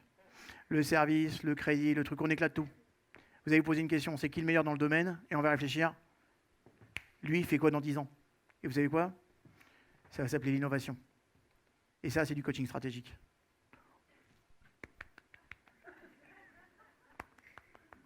Brillantissime, monsieur Lefrançois, brillantissime. Heureusement que j'avais rencontré Jean-Todt, hein, sinon j'étais pas bien. Et vous voyez, ce qui est intéressant, en fait, c'est de voir à quel point aussi on peut avoir des idées n'est pas obligatoirement un processus de créativité sans borne. On peut créer à partir de l'inspiration. Donc cherchez vos sources d'inspiration. Par exemple, moi, quand je suis avec mon épouse ou seul, quel que soit l'endroit où je vais, en fait, eh ben, je modélise. Je regarde la façon dont on nous accueille. Vous savez, on peut dire tout ce qu'on veut de cette compagnie aérienne. Moi, je ne voyage qu'avec El Al. Ne serait-ce que pour une raison. D'abord parce que c'est El Al. Et la deuxième, parce que quand on arrive, bienvenue à la maison. Bah, bienvenue à la maison. Vas-y, t'es chez toi. Alors moi, j'arrive, j'enlève les pompes, je me mets sur comme ça, je m'allonge. Non, monsieur, il faut quand même mettre le truc, la sécurité. Mais en fait, en vrai, à force de voyager avec eux, il se passe quand même un petit truc. Je ne sais pas pour vous, mais moi, je me sens bien quand je suis dans cette compagnie-là. Voilà. Mais une fois encore, bah tiens, bienvenue à la maison. Et ben moi, je me suis posé la question. Dernièrement, on a ouvert un centre de formation à Levallois. Et on discutait avec mes collaborateurs et mes collaboratrices, et de se poser la question, c'est qu'est-ce qu'on fait de ce centre? Simple. Quand tu arrives chez toi, tu dois te sentir à la maison. Donc un petit salon, un petit truc comme ça, bienvenue à la maison. Voilà. Et je veux qu'on accueille les gens comme ça. Parce que moi, j'aime bien ça. Et ça, c'est important. C'est-à-dire que vous pouvez modéliser, observer autour de vous. Quand vous avez des bonnes pratiques, quand vous avez un bon serveur, quand vous avez un bon service. Moi, quand je fais un acte commercial, je dis jamais est-ce que je peux vous renseigner? Non, parce que ça, tu sais qu'ils ont tous fait. Ils ont tous fait. Puis un jour, il y a une personne qui était venue me voir et qui m'a dit juste qu'est-ce que je peux faire pour vous être agréable? Bon, je ne vous dis pas ce qui m'est passé à la tête, à travers l'esprit quand elle m'a dit ça.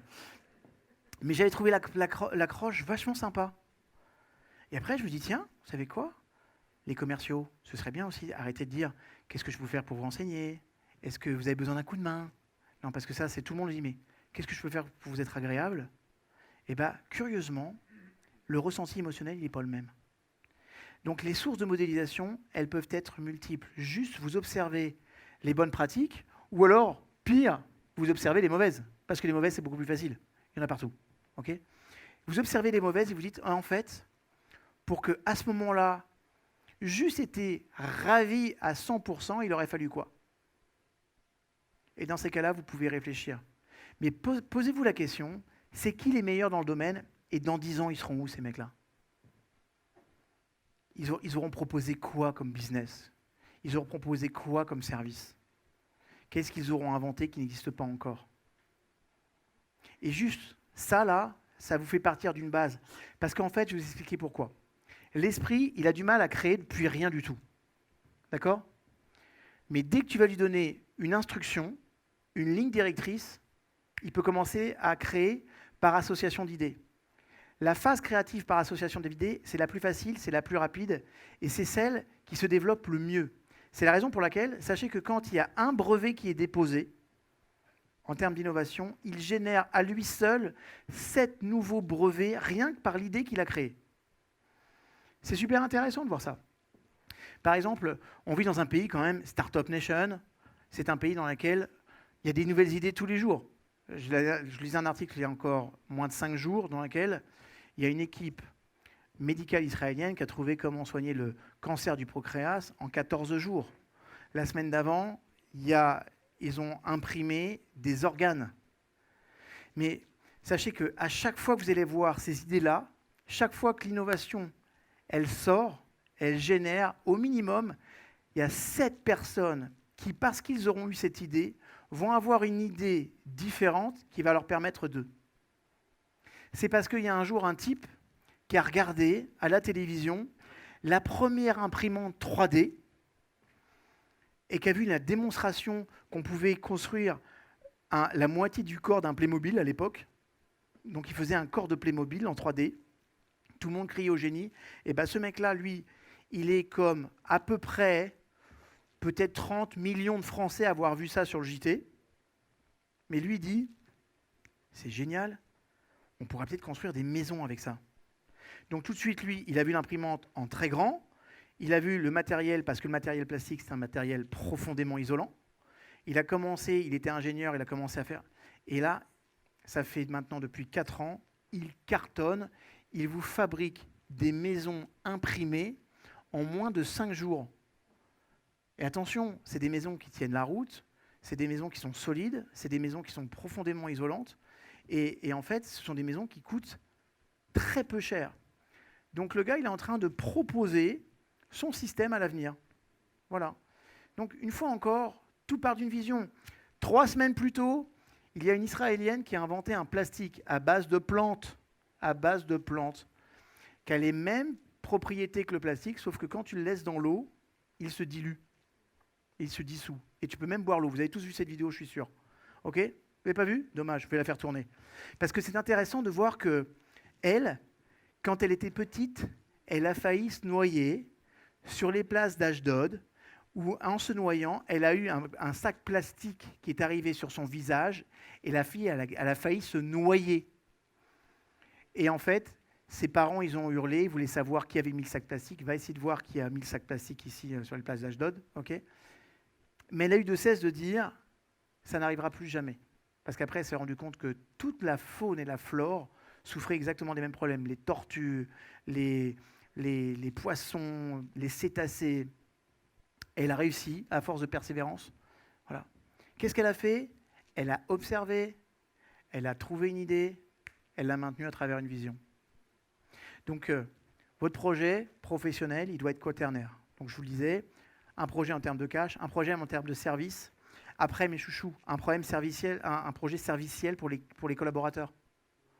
Parce que si tu donnes un méga service à tes clients, que tu gagnes de l'argent, mais que tes collaborateurs, ils n'y gagnent pas plus, je vous le dis, vous perdrez les meilleurs. Et c'est difficile. Vous êtes tous, ici, ceux qui ont fait de l'entrepreneuriat, vous avez vu comment c'est dur d'avoir un très bon recrutement. Donc quand on a la chance d'avoir une personne qui est à sa place, on fait tout pour la garder.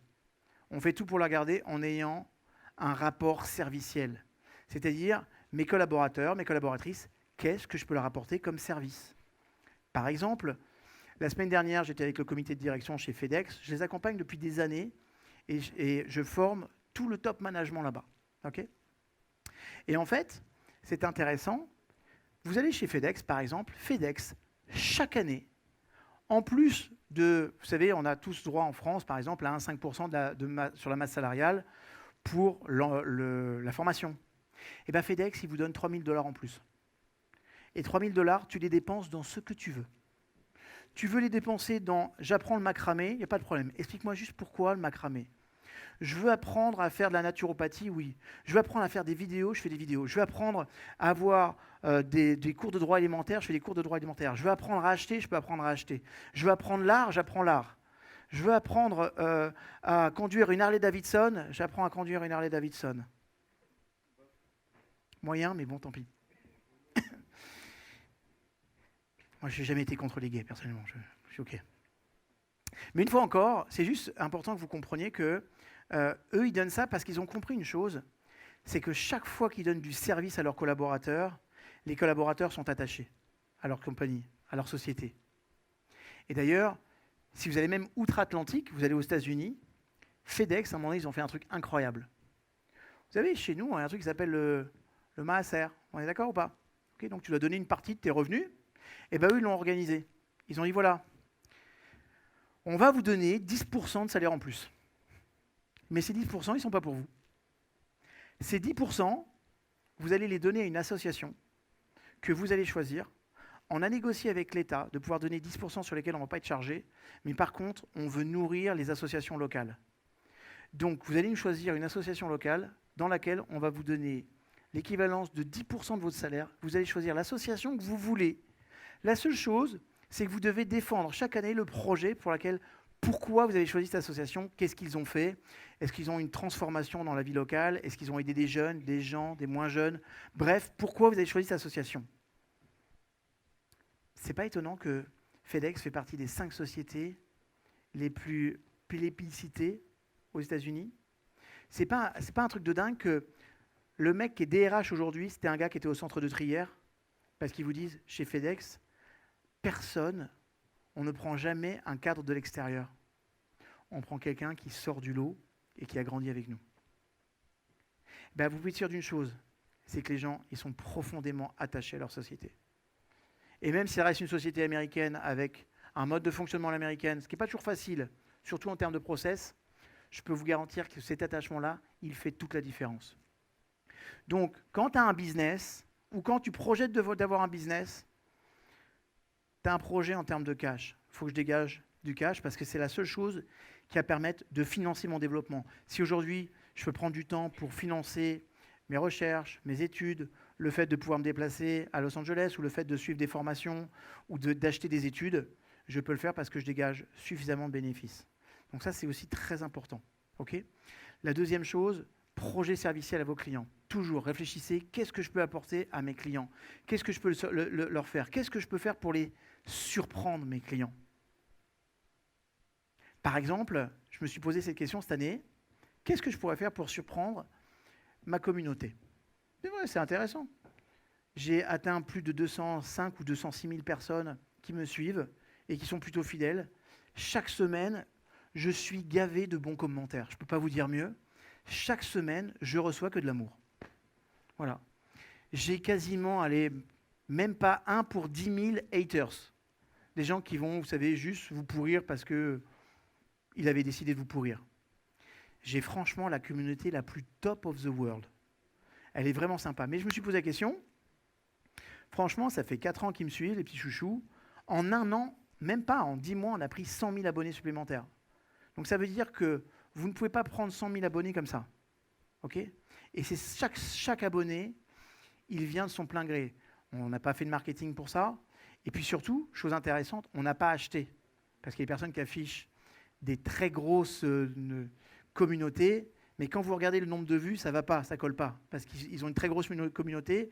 Si tu as 480 000 dans ta communauté, tu devrais avoir plus de vues chaque mois, chaque fois que tu fais une vidéo. Ben non. Et pourtant, tu en as 3 ou 4 fois moins que moi. Donc il y a un problème.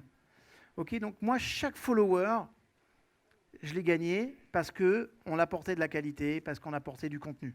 Okay, et je me suis dit cette année, tiens, qu'est-ce que je peux faire pour leur faire un cadeau? Et cette année, j'ai écrit un bouquin en neurosciences. Et bien, sachez que ce bouquin, je ne l'édite pas. J'ai investi dans du matériel pour faire des livres audio de qualité professionnelle. Et cette année, j'offrirai ce livre à toute ma communauté à la fin de l'année, juste pour les remercier d'avoir été présents. C'est ça aussi du service. Réfléchissez tout le temps à c'est quoi mon environnement serviciel? Qu'est-ce que je peux faire pour surprendre ma clientèle? Qu'est-ce que je peux faire pour que l'attachement entre nous soit toujours beaucoup plus grand? Et ça marchera. Et puis un dernier point, parce que j'ai dit qu'il était quaternaire, c'est assurez-vous toujours d'avoir un projet aussi qui s'inscrive dans la société. Ta société, en fait, elle permet quoi? Ta société, elle aide qui? Je vais vous donner un exemple. Chaque année, mon institution à Paris, l'Institut des neurosciences appliquées, scolarise et nourrit 300 gamins à Madagascar. C'est un truc qui est antérieur, ça fait plus de 12 ans qu'on fait ça, parce que le grand-père de mes enfants, il est allé vivre à Madagascar, et quand j'étais allé le voir, Je m'étais rendu compte que là-bas, sur place, il y avait un monsieur qui était formidable, qui s'appelait le père Pedro, et que le père Pedro, en fait, c'était un type qui était tellement attachant qu'il fallait que je l'aide d'une façon ou d'une autre. Mais vous savez, quand vous savez que chaque année, bon an, mal an, chaque fois que vous prenez 100 000 de chiffre d'affaires en plus, vous savez que vous allez aider et scolariser et sortir de la mouise 10 gamins supplémentaires, c'est plus la même. C'est plus la même. Et je ne vous parle pas en plus que moi, sur tous mes revenus, je redonne très très très largement à ma communauté. Voilà. Parce que on est béni. Vous savez, comme je dis toujours, quand on a la chance d'avoir un business qui est florissant, c'est qu'on est franchement, on est béni en fait. Ok ? Et on sait tous d'où ça provient.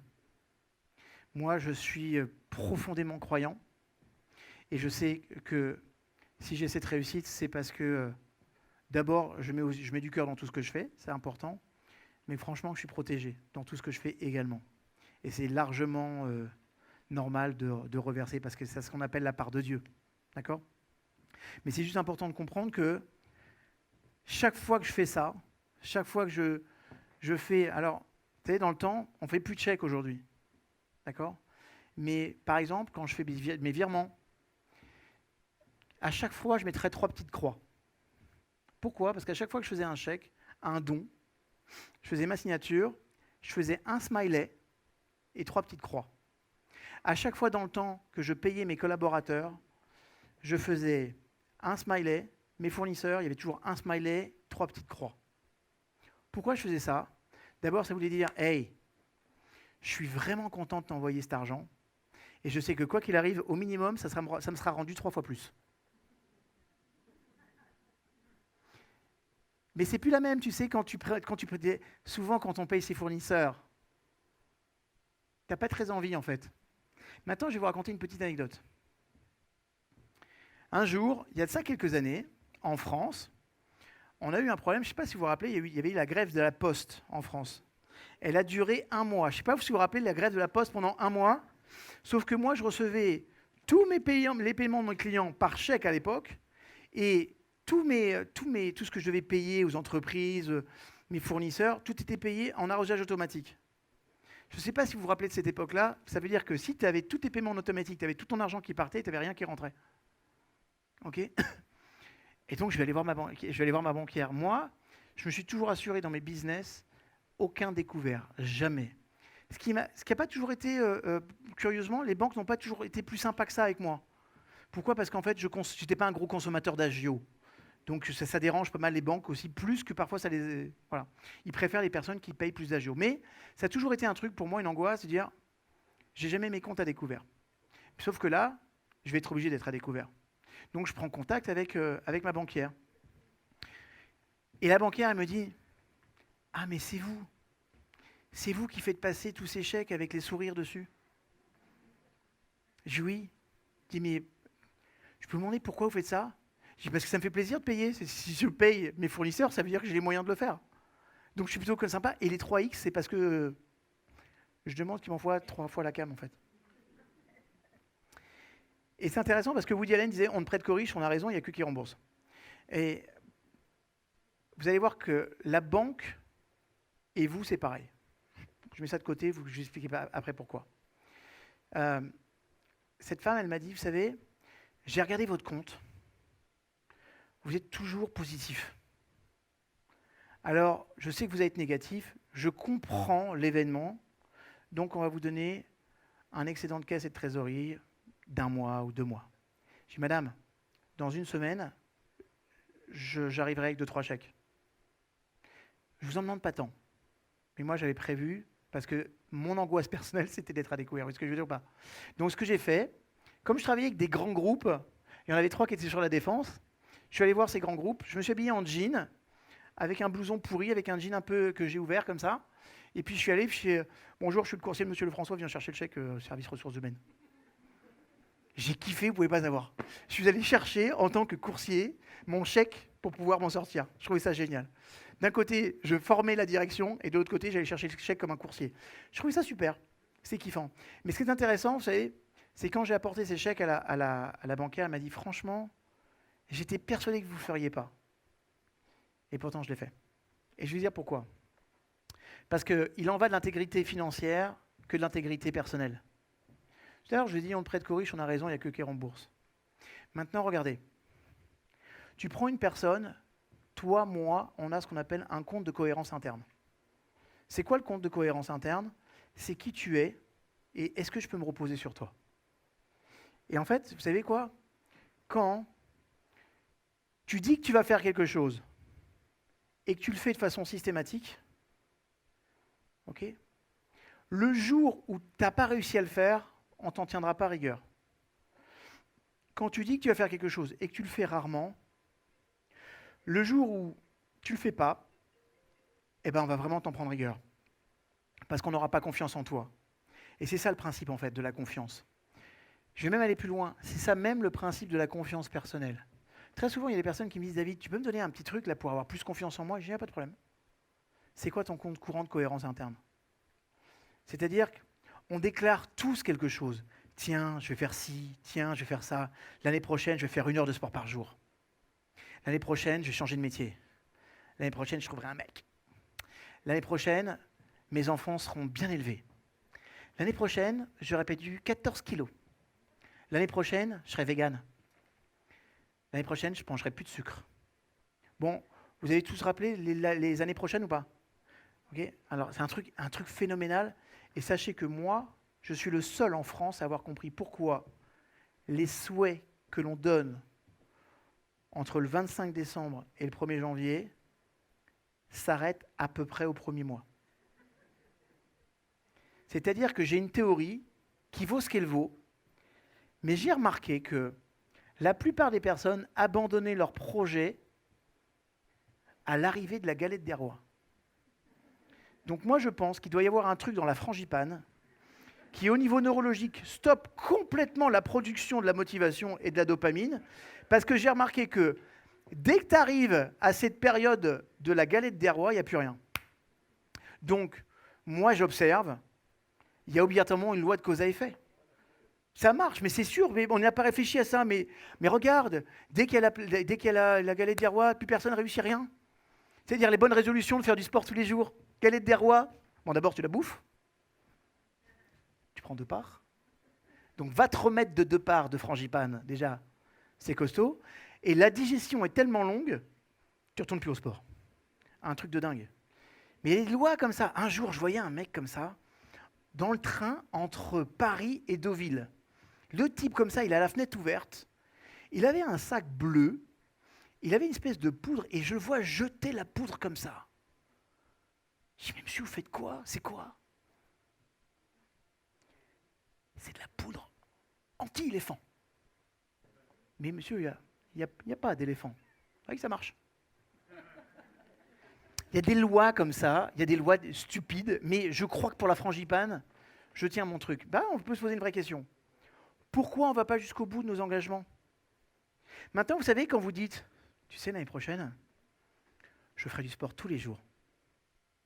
Il y a une partie de ton cerveau qui fait, les gars, alerte générale, il y a le bouffon qui veut faire un nouveau truc.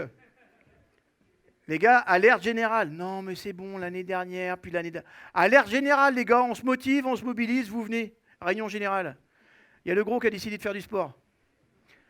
Ouais. Bon, les gars, faut l'aider quand même.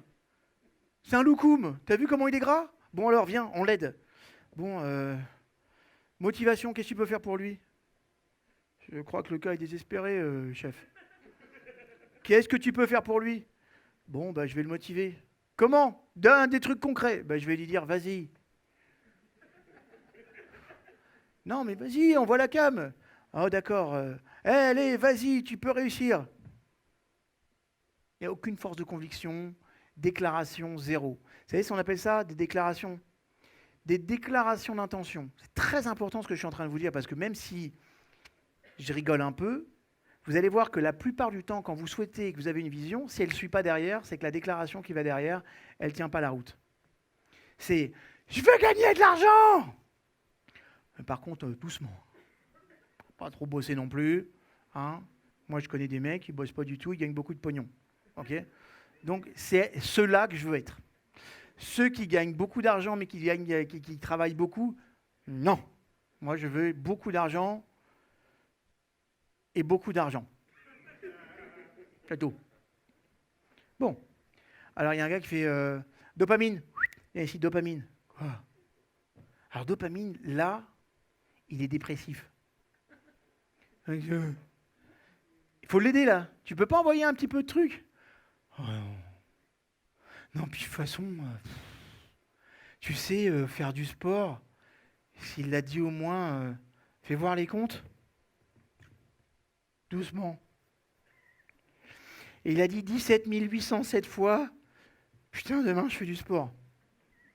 Et en fait, 17 806 fois, il ne l'a pas fait. Non, il y a effectivement une fois, il a couru après son bus, on a considéré que c'était du sport. Mais sinon, non. Donc, si ça ne te dérange pas, me coucher. Parce que je suis fatigué. Et toi, déclaration, tu fais quoi? Je vais me coucher aussi. Et puis voilà, écoute, c'est sympa, tu te mobilises pour lui, mais en fait, c'est un bouffon. Non, mais les gars, je vous dis, cette fois-ci, j'ai senti de la motivation dans sa voix. Ah ben, nous, on dort. Voilà, on fait une proposition. On dort, et s'il fait quelque chose de différent, et on se lève et on y va. Mais à mon avis, on va dormir encore longtemps. Voilà. Merci de nous avoir mobilisés. On fait grève. Et en plus, on a reçu une cargaison de les gilets jaunes, ils sont super. On va se poser à un rond-point. On va se bourrer la gueule, très bien. Voilà. Te remercions, chef. Putain, ça se passe comme ça, mais ça se passe vraiment comme ça. Ça se passe comme ça dans la tête. Il y a des moments, il faut que vous compreniez que si tu n'es pas cohérent, c'est-à-dire tu as décidé une chose, tu as une vision, déjà on va commencer par la déclaration. Qu'est-ce que je veux vraiment? Et cette déclaration, c'est non seulement j'ai l'intention de changer ça, mais je vais le faire. Et je vais le faire. Il y a plein de gens qui font, tu sais quoi? Hey, vous avez déjà rencontré un truc? Tu es dans ta voiture et le mec, il te klaxonne. Et derrière, il te fait des trucs, il te fait des bras, ok? Jusqu'au moment où il y a un feu rouge. Et le mec, il est bloqué par les voitures. Et là, c'est bizarre. Parce que quoi, toi, quand tu sors de la voiture, le gars, il ferme sa fenêtre. C'est-à-dire qu'il y a 2 minutes, le mec, c'était Captain America. Il y a 2 secondes, c'est Pinocchio, le truc. Donc tu frappes à la porte, tu m'as fait un geste tout à l'heure. Bon, moi? Mais pas du tout. Ça, c'est la première possibilité. La deuxième possibilité, il y a quelqu'un qui sort qui fait attention, hein! Fais très attention parce que tu sais, je peux te faire mal. Oui, tu pourrais le faire, mais tu vas jamais le faire en fait, en vrai. Parce que tu es en train de te faire pipi dessus là. C'est-à-dire qu'en fait, il faut comprendre qu'il y a la vision, il y a la déclaration, mais si derrière, tu n'as pas un geste concret, il n'y a rien. Moi, par exemple, s'il devait y avoir ce genre de choses, d'abord, je ne reste jamais dans ma voiture, et quand je sors, celui qui va aboyer, il n'est pas dangereux. Qu'un danger. Parce que celui-là, là, c'est comme les petits chiens. Vous savez, moi, j'ai des gros chiens. Bah, je remarque que les petits chiens, parfois, mais t'as vraiment confiance en toi, c'est pas possible. Tu sais que là, tu ressembles pour mon chien, t'es une kémia. Donc il va te manger, c'est Bambi au pays de Godzilla que t'es en train de vivre là. Il va arriver, il va te bouffer. Et il va dire, et tu dis, mais il est vrai. Mais vraiment, il a suivi un séminaire de confiance en soi, ce chien, c'est pas possible. Et il est puissant. Mais en fait, tu t'aperçois que plus ils ont peur, plus ils aboient. Et moi, j'ai un gros chien, une grosse chienne, c'est une Akita. C'est un vrai chien de combat. Elle ressemble à un nounours, mais 2 chiens comme ça tue un ours. Donc le nounours, c'est puissant. Parfois, je lui donne des os comme ça, elle te regarde, elle te les croque comme ça, on dirait des cure-dents. Une fois, j'ai eu le malheur d'avoir mon doigt à l'intérieur, je peux vous garantir que j'ai vu ma mère, mais en double, mais 20 fois. Okay, et elle les regarde à peine. Et puis, tu as celui qui va sortir et qui dit rien, qui s'approche de toi doucement. Celui-là, il est dangereux. Celui-là, tu as intérêt de le shooter le premier. Parce que lui, son intention, elle est très claire. Il dit rien, il s'avance, lui, il est dangereux. Et toi, la première des choses que tu devras faire, tu devras taper le premier. Parce que c'est le premier qui tape qui gagne, logiquement, si c'est tapé. Ou alors tu cours, très vite, très très très très vite. Okay, mais c'est le principe de base, c'est-à-dire que tu as une vision, ta vision, elle sera toujours coordonnée par quoi? Par une déclaration, c'est OK. Cette année, je vais faire 1 heure de sport par jour. Il n'y a pas de problème, chouchou. Le 1er janvier, tu t'y mets. Non, non. C'est le 1er janvier. C'est la fête. OK, alors mets-toi-y le 2. Alors attends, parce que tu sais, le réveillon du jour de l'an, plus le 1er janvier, tu sais ce qu'on a mangé, tu sais ce qu'on a bu. Le 2, je sais que je n'aurai pas l'énergie. Bon, alors le 3. Le 3, je reprends le boulot. Quand? Là, le 15, il y a un truc. J'ai un espace. C'est mort. Parce que ce qui se passe, c'est que le 15, c'est le jour de la galette des rois. C'est foutu pour lui. C'est mort la galette des rois. Toujours est-il que, en vrai, on va se rendre compte d'une chose, c'est que la réussite, elle part par le fait d'avoir une vision dans chaque domaine de vie, dans ton couple, dans ta famille, dans ton travail, dans ton propre épanouissement personnel. Hey, cette année, c'est quoi votre projet? Le projet pour toi, c'est quoi le projet pour toi? Dans ta capacité à prendre soin de toi. Est-ce que cette année, tu vas apprendre à travailler tes émotions? Est-ce que cette année, tu vas travailler sur ton orgueil? Est-ce que cette année, tu vas travailler sur ta capacité à savoir gérer ton stress? Est-ce que cette année, tu vas travailler sur ta colère? Est-ce que cette année, tu vas travailler sur ton poids? Est-ce que cette année, tu vas travailler sur ton énergie? Est-ce que cette année, tu vas travailler sur ton sommeil? C'est quoi ton projet? Dormir, ça peut être un excellent projet. Par exemple, tu vois, moi, cette année, mon projet, c'est d'avoir un meilleur sommeil. Parce que mon sommeil, il n'est pas assez réparateur. Donc cette année, je vais prendre tous mes objectifs. Ça, par contre, c'est très méchant. Alors voilà, je vais vous expliquer une chose. Sache une chose, ma chérie, c'est que ça va être filmé sur YouTube et ça, je vais le mettre. Donne-moi ton téléphone tout de suite. Donne. Voilà. Ma copine Stéphanie. Voilà, pendant que je suis en train de donner ma conférence, voilà l'image qu'elle montre. Oui, c'est moi. Avec... Non, j'avais pas... Ah oui, si, j'avais du vernis. Oh merde, j'avais du vernis. Moi, habillé en fille. C'est-à-dire que, en fait, vous faites venir des amis pour vous soutenir, pour dire vraiment, je compte sur vous, vous êtes là, vous êtes présents, et vraiment, je tiens à vos encouragements. Et elle, dès qu'elle peut, elle t'envoie ça. C'est Sarah qui a envoyé ça? Tiens. Ah, c'est pour ça qu'elle est partie? Ah oui, vraiment. En fait, pour cette photo, parce qu'il y en a qui se posent la question, pourquoi j'ai mis cette photo-là? Déjà, c'est pas moi qui l'ai mise sur Instagram, ce sont les personnes qui s'occupent de mes réseaux sociaux qui voulaient me faire une blague sympathique. Mais en fait, quand j'étais petit, j'étais le seul qui pouvait mettre les chaussures de ma mère parce que je chaussais du 41. Et ma mère, c'était un critère pour... Quand il y avait un bal costumé, elle m'habillait en gonzesse parce que je pouvais mettre ses chaussures. Donc, le problème, c'est que mon frère, il est habillé en cow-boy. Donc, je ne sais pas, quand tu as un frère jumeau qui est en cow-boy et toi, tu es en espèce de tapin du bois de Boulogne, tu te dis, mais quel genre de réussite je vais avoir? Dans ces cas-là, vous savez ce que j'ai fait? J'ai décidé de travailler ma vision. J'ai travaillé ma vision avec ma déclaration. Je ne serai jamais un tapin du bois de Boulogne, jamais. Eh bien, vous savez, j'ai jamais été un tapin du bois de Boulogne.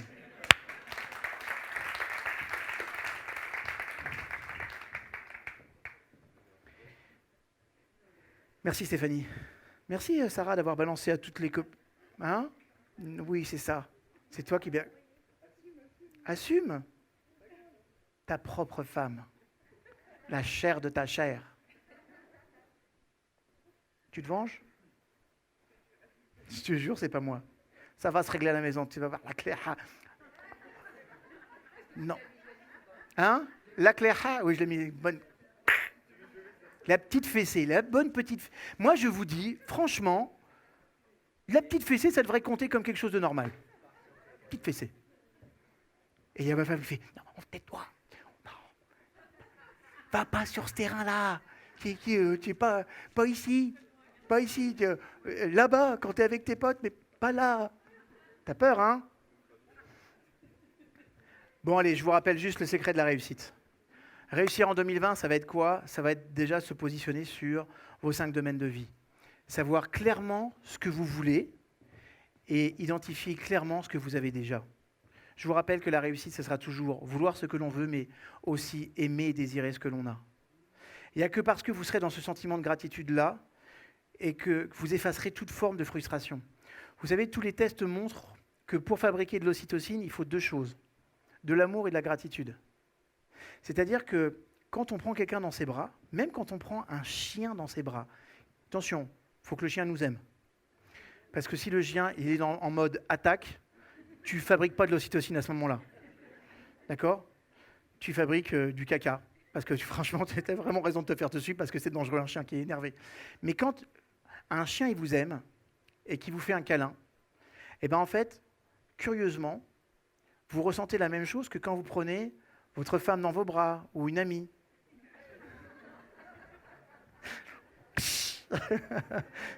Il y a un truc, tout se paye dans la vie, ma chérie, tout. Mais en fait, dans les deux cas, bah, vous fabriquez de l'ocytocine. Voilà. Et c'est bizarre parce que cette nuit, j'étais un petit peu frappé d'insomnia parce que je réfléchissais à plein de trucs. Et moi, j'ai ma petite chienne, ma petite dernière, elle ne me quitte jamais. Elle dormira dans la pièce dans laquelle je suis. Donc là, je suis allé dans le salon pour déranger personne. Et ce matin, j'ai eu le droit à...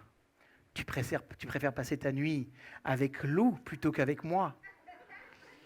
Mais sachez que dans les deux cas, j'ai la même décharge d'ocytocine. Donc personnellement, au niveau biochimique, pour moi, c'est pareil, quelque part. Ok ? Je sais que c'est dur de dire ça, mais d'un point de vue purement neuroscientifique, à tout égard, toute proportion gardée, j'ai fabriqué la même chose. Moi, maintenant, je comprends que toi, tu n'as pas fabriqué d'ocytocine cette nuit. Ok ? Parce que tu t'es senti seul, abandonné, tu n'avais pas un corps profondément musclé, masculin et profondément viril à tes côtés pour te rassurer. Donc je comprends que tu te sois senti en situation d'insécurité. C'est normal. Mais moi, j'avais ma décharge d'ocytocine. D'accord ? Donc toujours est-il que, à chaque fois que vous exprimez de l'amour et de la gratitude, pour quoi que ce soit, par exemple, est-ce que tu as de la gratitude et de l'amour pour ton travail ? Parce que c'est quoi ? À bien y regarder, c'est difficile parfois de trouver un emploi, encore plus de trouver un emploi qu'on aime. Mais si on a cette chance-là, bah juste de se poser, hey, quand même, je suis chanceux chanceuse de faire un travail que j'aime et c'est vraiment cool, quoi. Merci. J'ai une de mes amies qui s'appelle Annick Laprate, une Canadienne. J'avais rencontré Annick à Malaga chez un monsieur qui s'appelle Roger Lannoy. Ça vous parle, Roger Lannoy ? Roger Lannoy, c'est un monsieur du développement personnel, c'est le responsable de Tony Robbins en Europe. J'adore ce monsieur. Alors après, il est décrié, vous aimez pas. Moi, humainement, Roger Lannoy, je trouve que c'est un super monsieur. Quand vous le connaissez en vrai, c'est un bonbon, c'est vraiment un amour cet homme. Et je l'aime vraiment beaucoup. Et on s'était retrouvés sur un documentaire sur les miracles qui a été produit par une société canadienne, québécoise. Et en fait, ils avaient fait tourner un documentaire sur c'est quoi le miracle et comment ça se passe au niveau neurologique. Donc moi, j'étais là pour la partie neurosciences. Et j'avais expliqué à cette époque-là à Annick ce que c'était que le système réticulé activateur. Le système réticulé activateur, c'est une partie de votre cerveau qui est une sorte de jukebox interne, et surtout, c'est notre Google interne.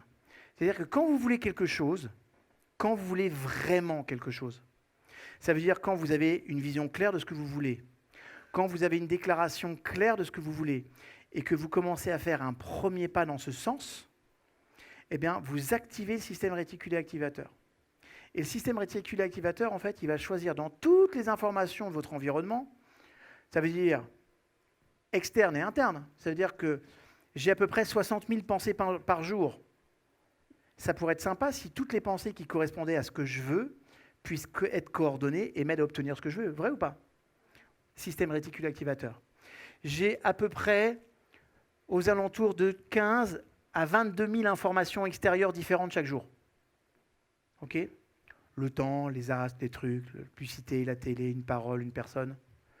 Toutes ces personnes que je vais croiser là, en fait, eh bien, parmi toutes celles-là, il y a peut-être une personne, il y a peut-être une information qui est bonne pour mon objectif. Ça veut dire qu'il faut que je filtre dans tout ça les informations et je prenne celles qui correspondent, système réticulé activateur. Et Annick, elle a écrit un bouquin d'ailleurs sur le système réticulé activateur. Regardez, elle est sur Amazon, Annick Laprate. C'est le meilleur livre qui a été fait sur le système réticulé activateur et comment l'activer vraiment. Et on l'a fait intervenir sur une de nos conférences à Québec avec Yannick Alain, mon associé, sur la Neuro Business School. Et elle expliquait, vous savez quoi? Moi, quand je veux vraiment activer mon système réticulé activateur, il y a une chose qui marche très bien. C'est quand vous avez quelque chose, quand vous obtenez quelque chose, aussi petit soit-il, dites merci. Encore. Parce que c'est important. Vous savez, parfois, il y a des personnes qui disent tu sais, j'aimerais vraiment, là, j'aurais besoin, là, pour mes projets, trouver un financement, j'ai besoin de 100 000 euros. Puis tu vas trouver un billet de 20 euros par terre. Et qu'est-ce que beaucoup vont dire? Bon, 20 euros, c'est sympa, mais c'est pas ce que j'attendais, en fait. J'avais demandé 100 000. Non, je voulais voir déjà si tu étais capable de recevoir les 20. Donc, apparemment, tu es plutôt frustré de recevoir de l'argent même qui vient de nulle part. Tu n'es pas équipé, tu n'es pas prêt pour ça. J'essaye avec 20 parce que si après je t'envoie 100 000, tu ne vas pas comprendre. Donc, je t'envoie 20, on regarde ta réaction et on voit. Et donc, elle chaque fois qu'elle a un truc, c'est merci encore. Et elle te raconte des expériences de dingue dans lesquelles parfois on lui donnait une place et c'était une meilleure place qu'elle pouvait avoir. Elle disait merci encore et on l'a surclassé encore plus après. Franchement, la gratitude mêlée d'amour, quand on mélange les deux, vous avez une décharge permanente, j'ai bien dit permanente, d'ocytocine. Un flux. L'ocytocine, il a une vertu très intéressante, c'est que quand il se libère dans notre cerveau, c'est un autre activateur de quelque chose qui s'appelle la DHEA. La DHEA, souvent, mesdames, vous savez ce que c'est, parce qu'on sait que c'est l'hormone de la vieillesse, et que ça nous arrive d'acheter de la DHEA dans le commerce. Parce qu'on sait que la DHEA, en fait, ça remplit les rides, ça fait pas mal de choses. Mais sachez que quand vous achetez de la DHEA dans le commerce, seul à peine 2% de ce que vous achetez sera vraiment intégré par le corps.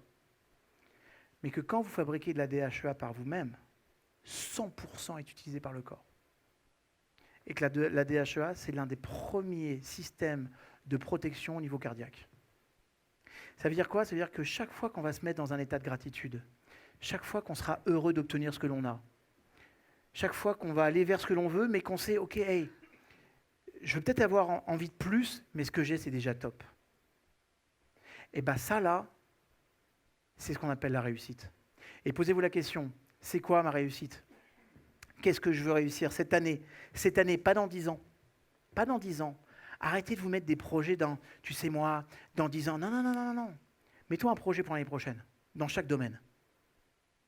Et ce projet-là, c'est ça qui va alimenter ta source de réussite. Parce que moi, vous savez quoi? 10 ans, pour le cerveau, ce n'est pas perceptible. Si je vous dis, tu sais, dans 10 ans, on va se faire une fête, ça va être génial. J'espère vraiment que tu seras là. Ouais, je serai là, je suis sûr.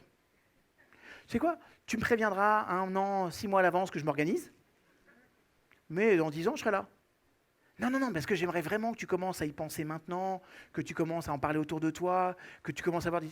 C'est dans 10 ans, chouchou. Peut-être 10 ans, c'est plus perceptible pour nous. Par exemple, on sait qu'il y a de ça 20 ans, dans les entreprises, il fallait donner des objectifs à 5 ans. Des projets rêves à 5 ans. Aujourd'hui, c'est trop long. Il faut donner des projets rêves à 3 ans. Projets rêves, avec des projets à 1 an. Parce que 5 ans, c'est trop long. Dans la société dans laquelle on est, 5 ans, c'est trop long. 10 ans, c'est trop loin. Mais 1 an, c'est demain. Si je vous dis, hey, tu veux être qui dans 1 an? Tu vas avoir transformé quoi dans ta vie dans 1 an? Au niveau physique, tu vas avoir fait avoir eu quelle évolution? Au niveau mental, tu vas avoir développé quoi? Au niveau émotionnel, tu veux savoir faire quoi? En termes de compétences professionnelles, tu as appris quoi? Dans 1 an, qu'est-ce que tu dois apprendre? Qu'est-ce que tu dois apprendre pour t'améliorer, pour être meilleur dans ton domaine? Je suis éberlé de voir les personnes qui ont des business et qui ne se posent aucune question sur la formation de tout ce qui est stratégie Internet. Les gars, vous ne pouvez pas avoir un business aujourd'hui sans vous intéresser, ne serait-ce qu'un tout petit peu, comment fonctionnent les réseaux sociaux, comment l'utiliser pour faire du business, quel qu'il soit, comment les activer, comment avoir des tunnels de vente, comment avoir des stratégies online qui fonctionnent, comment alimenter automatiquement toutes vos bases de données. Vous ne pouvez plus vous permettre de faire ça. Vous passez à côté d'un énorme business. Et moi, je vois tous les gens qui passent, c'est dur, hein. Le travail, c'est dur. Puis les gens, ils n'achètent plus. Non, tu as raison, ils n'achètent plus comme avant. Mais ils achètent encore plus comme demain. Franchement, il y a quelques années, venez, soyez francs avec moi. Il y a 20 ans en arrière, vous auriez acheté toutes vos fringues sur Internet? Vous auriez acheté vos chaussures sur Internet? Franchement, aujourd'hui, on achète tout sur Internet. C'est-à-dire qu'avant, tu avais un groupe qui s'appelait le groupe André. Le groupe André, premier gros vendeur de chaussures en France. Et tu n'allais pas dans une ville sans avoir une boutique André. Puis il y a eu Internet qui est arrivé, avec des Zalando, avec des trucs. Et les mecs, le jour où ils sont mis à se faire de l'Internet, c'est trop tard. Parce que sûr, tu vas alimenter quelque chose de quartier, mais avec la puissance de feu que tu avais, avec le financement que tu avais, avec les opportunités qui étaient les tiennes, si tu t'étais mis sur Internet, maman t'aurait bouffé tout le monde. Vous savez, moi j'ai toujours travaillé avec la Poste. À l'époque, nous on se dit, oh, Internet ça craint, les gens vont s'envoyer des courriels, il n'y aura plus de courrier, et puis Internet, les gens vont acheter sur Internet. Mais bon Dieu, tant mieux pour vous quoi. Parce que tout ce qu'on va acheter sur Internet, il faudra bien quelqu'un qui le livre. Alors, où tu chopes l'opportunité était le meilleur. Donc, si vous avez des offres Internet pour les entrepreneurs, vous serez bon. Sinon, vous allez vous faire bouffer. Et vous savez quoi? Ils se sont fait bouffer. Mais oui, parce que DHL, les FedEx, les UPS, ils ont mis en place des politiques très agressives que sur l'Internet. Et ça marche. Ça marche. Donc, vous devez comprendre qu'à un moment donné, posez-vous cette question, qu'est-ce que je dois apprendre dans mon business pour le développer? Est-ce que je sais vendre? Est-ce que les vendeurs dans mon business savent vendre? Est-ce que mes serveurs ou mes serveuses savent servir? Comment les excellentiser? Comment les former? Chaque année, je propose à mes collaboratrices, direct, cette année, tu vas prendre quoi? L'anglais, pas de problème, je te finance une formation d'anglais. L'année dernière, une qui m'a dit, moi, je veux apprendre à faire des choses sur Datadoc. Il y a une formation spéciale Datadoc. Une autre qui m'a dit, franchement, j'aimerais bien être au clair avec le RGPD. Vas-y, va être au clair avec le RGPD. C'est un truc que j'ai... Mais elle s'éclate. Elle adore le RGPD. Voilà, très bien. Ben, l'avantage, c'est que notre site internet, il est propre de chez propre. Mais posez-vous la question, c'est qu'est-ce que tu as besoin d'apprendre pour grandir, pour développer? Mais toi, en tant que dirigeant, toi, en tant que personne, moi, je sais quoi? Je kiffe la journée entre Noël et le jour de l'an. C'est mon très grand kiff. Pourquoi? Parce que d'abord, je fais un bilan sur tout ce que j'avais dit que j'allais faire l'année dernière et je regarde ce que j'ai fait vraiment cette année. Okay, et selon, je suis dans un état dépressif ou dans un état euphorique. Okay, ensuite, fort de ce que j'ai fait ou de ce que je n'ai pas assez fait, je me fixe des objectifs, mais à ce moment-là, ce sont des objectifs de correction. Est-ce que cette année, dans chaque domaine, j'ai été un peu meilleur qu'avant? Je ne vous demande pas de faire la révolution. Hein. D'ailleurs, révolution, c'est revolverer. Revolverer, ça veut dire faire un tour sur soi-même. Ça n'a aucun intérêt. Je vous demande dans chacun des domaines, dans chacun de vos domaines de vie, d'être en évolution. De vous dire, juste poser une question, c'est qu'est-ce que je peux faire pour cette année, dans mon couple, être meilleur? Personnellement, être quelqu'un de meilleur, au niveau physique, au niveau mental, au niveau émotionnel. Comment je peux faire pour être un meilleur parent cette année? Comment je peux faire pour être un meilleur ami? Peut-être changer d'amis. Et faire sortir les traîtres, les félons, comme dirait Jean-Marie Le Pen. Les déserteurs, oui, c'est ça. Je les connais tous. Excellent. Mais chaque fois, améliorez-vous, quoi. Ensuite, qu'est-ce que je peux faire en tant qu'être humain? Qu'est-ce que je peux faire pour m'inscrire dans ma société? Qu'est-ce que je peux faire pour aider mon prochain? Vous allez voir que si vous avez une réponse concrète, attachez une vision concrète, avec des étapes et des actions concrètes, je peux vous promettre une chose, c'est qu'à la fin de l'année 2020, quand vous aurez fait votre bilan, vous direz « Hey, je pense que j'ai réussi mon année. » Et tu diras « Voyons, Tu me niaises-tu, cette année, tu étais juste extraordinaire. Parce que moi, quand je réussis en québécois. Quand je foire, c'est en belge, c'est sûr, j'arrive pas en belge. Dès que je n'arrive pas à quelque chose dans ma vie, c'est bizarre, c'est mon cerveau belge qui parle. Je ne sais pas pourquoi. Mais par contre, quand je réussis, c'est juste extraordinaire. Il y a une transformation personnelle, là. Là, je capote complètement, là. Donc, c'est important de vous poser la réussite en 2020. C'est en 2020, mes chouchous. Donc, vous savez, ce soir, d'abord, il va y avoir un espace de questions-réponses. Je répondrai à toutes les questions qui sont les vôtres. Interpellez-moi, allez me chercher sur n'importe quel concept que vous voulez. Mais indépendamment de tout ça, quand vous allez rentrer chez vous ce soir, vous avez 2 opportunités. La première, c'était de vous dire, c'est sympa cette conférence, c'était rigolo, il est gentil ce monsieur le François, parce qu'il fait des blagounettes, et puis il a vu une interaction avec sa femme, c'est mignon. Par contre, il faut vraiment qu'il change d'amis, mais sinon c'est sympa, vraiment. Et puis rien d'autre. Et puis demain, on vous demandera, alors c'était bien hier? Ouais, c'est sympa, écoute, ouais, j'ai dit le concept, tout ce qu'il a dit, on le sait. Hein. Oh bah, c'est sûr, hein, moi je le sais déjà, hein, ce qu'il a dit, il n'y a rien de nouveau. Mais c'était bien présenté, puis il est sympathique ce monsieur le François. Hein, puis il est bien habillé, puis il sent très très beau, très très bon, il est beau, il est masculin. Près de lui, tu dois ressentir une décharge d'ocytocine. Ou alors, et ça c'est très sympathique hein, tout ça, mais ça ne changera rien de ta vie. Ou alors tu vas te dire, ok, c'est vrai que ce qu'il a raconté, rien de nouveau sous les sunlights, mais il y a une chose qui est certaine, c'est que cette année, dans chacun de mes domaines de vie, il faut que j'ai une vraie vision. Qu'est-ce que je veux améliorer concrètement? Qu'est-ce que je veux changer? Ce n'est pas une question d'âge. Ce n'est pas une question d'âge. Will Jefferson, qui a été un de mes grands mentors, il a appris à faire du piano à 72 ans, parce qu'à 71 ans, il avait vu un article d'un monsieur qui avait réussi en Chine. Et il s'est dit, s'il y a un Chinois qui réussit, il ne voit pas pourquoi je ne réussirais pas. Et il a appris à faire du piano. En 1 an, il savait jouer du piano. Et les morceaux qu'il adorait. Voilà. Sachez qu'à 73, il s'est acheté un biplan. Il avait appris en 1 an à piloter un avion. Bon, à 74 ans, il s'est planté avec son biplan. D'accord. Mais quand même, la prouesse était là. La prouesse était là. C'est juste pour vous dire que ce n'est pas une question d'âge. Il y en a qui peut-être vont m'écouter et se dire oh, c'est sympa, mais bon, peut-être trop tard. Il n'est jamais trop tard pour devenir quelqu'un de plus grand et devenir quelqu'un de meilleur. Parce qu'en fait, on nous parle de réussite, on nous parle de succès, mais ce qui est le plus essentiel, c'est est-ce que cette année, j'ai été grand? C'est la grandeur qu'il faut viser. C'est l'excellence qu'il faut viser. C'est la fierté de soi qu'il faut viser. Est-ce que ce que j'ai fait m'a rendu plus fier? Est-ce que je contribuais juste un tout petit peu à rendre quelqu'un plus heureux? Est-ce que j'ai servi mon prochain un petit peu plus que je pouvais le penser moi-même? Est-ce que j'ai pensé plus aux autres qu'à moi-même? Est-ce que j'ai aidé les personnes à travers mon business? Est-ce que j'ai aidé mes collaborateurs à grandir?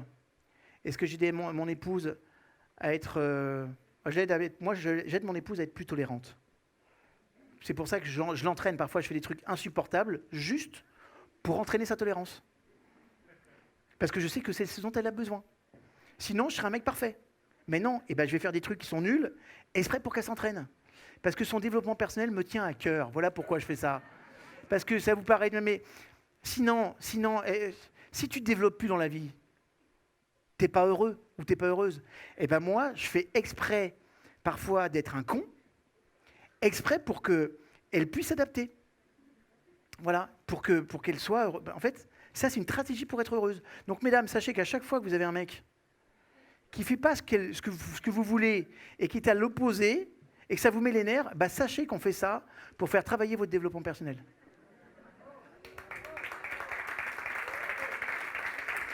Ça s'appelle de la psychologie inversée. Et sachez que, messieurs, chaque fois qu'une femme, elle fait quelque chose qui va à l'opposé de ce que vous voulez et que ça vous énerve, sachez que c'est uniquement pour vous faire chier.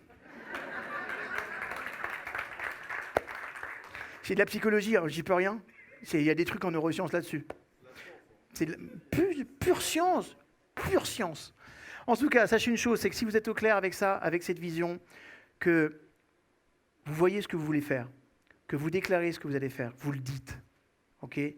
Pensée, parole et acte. Ok?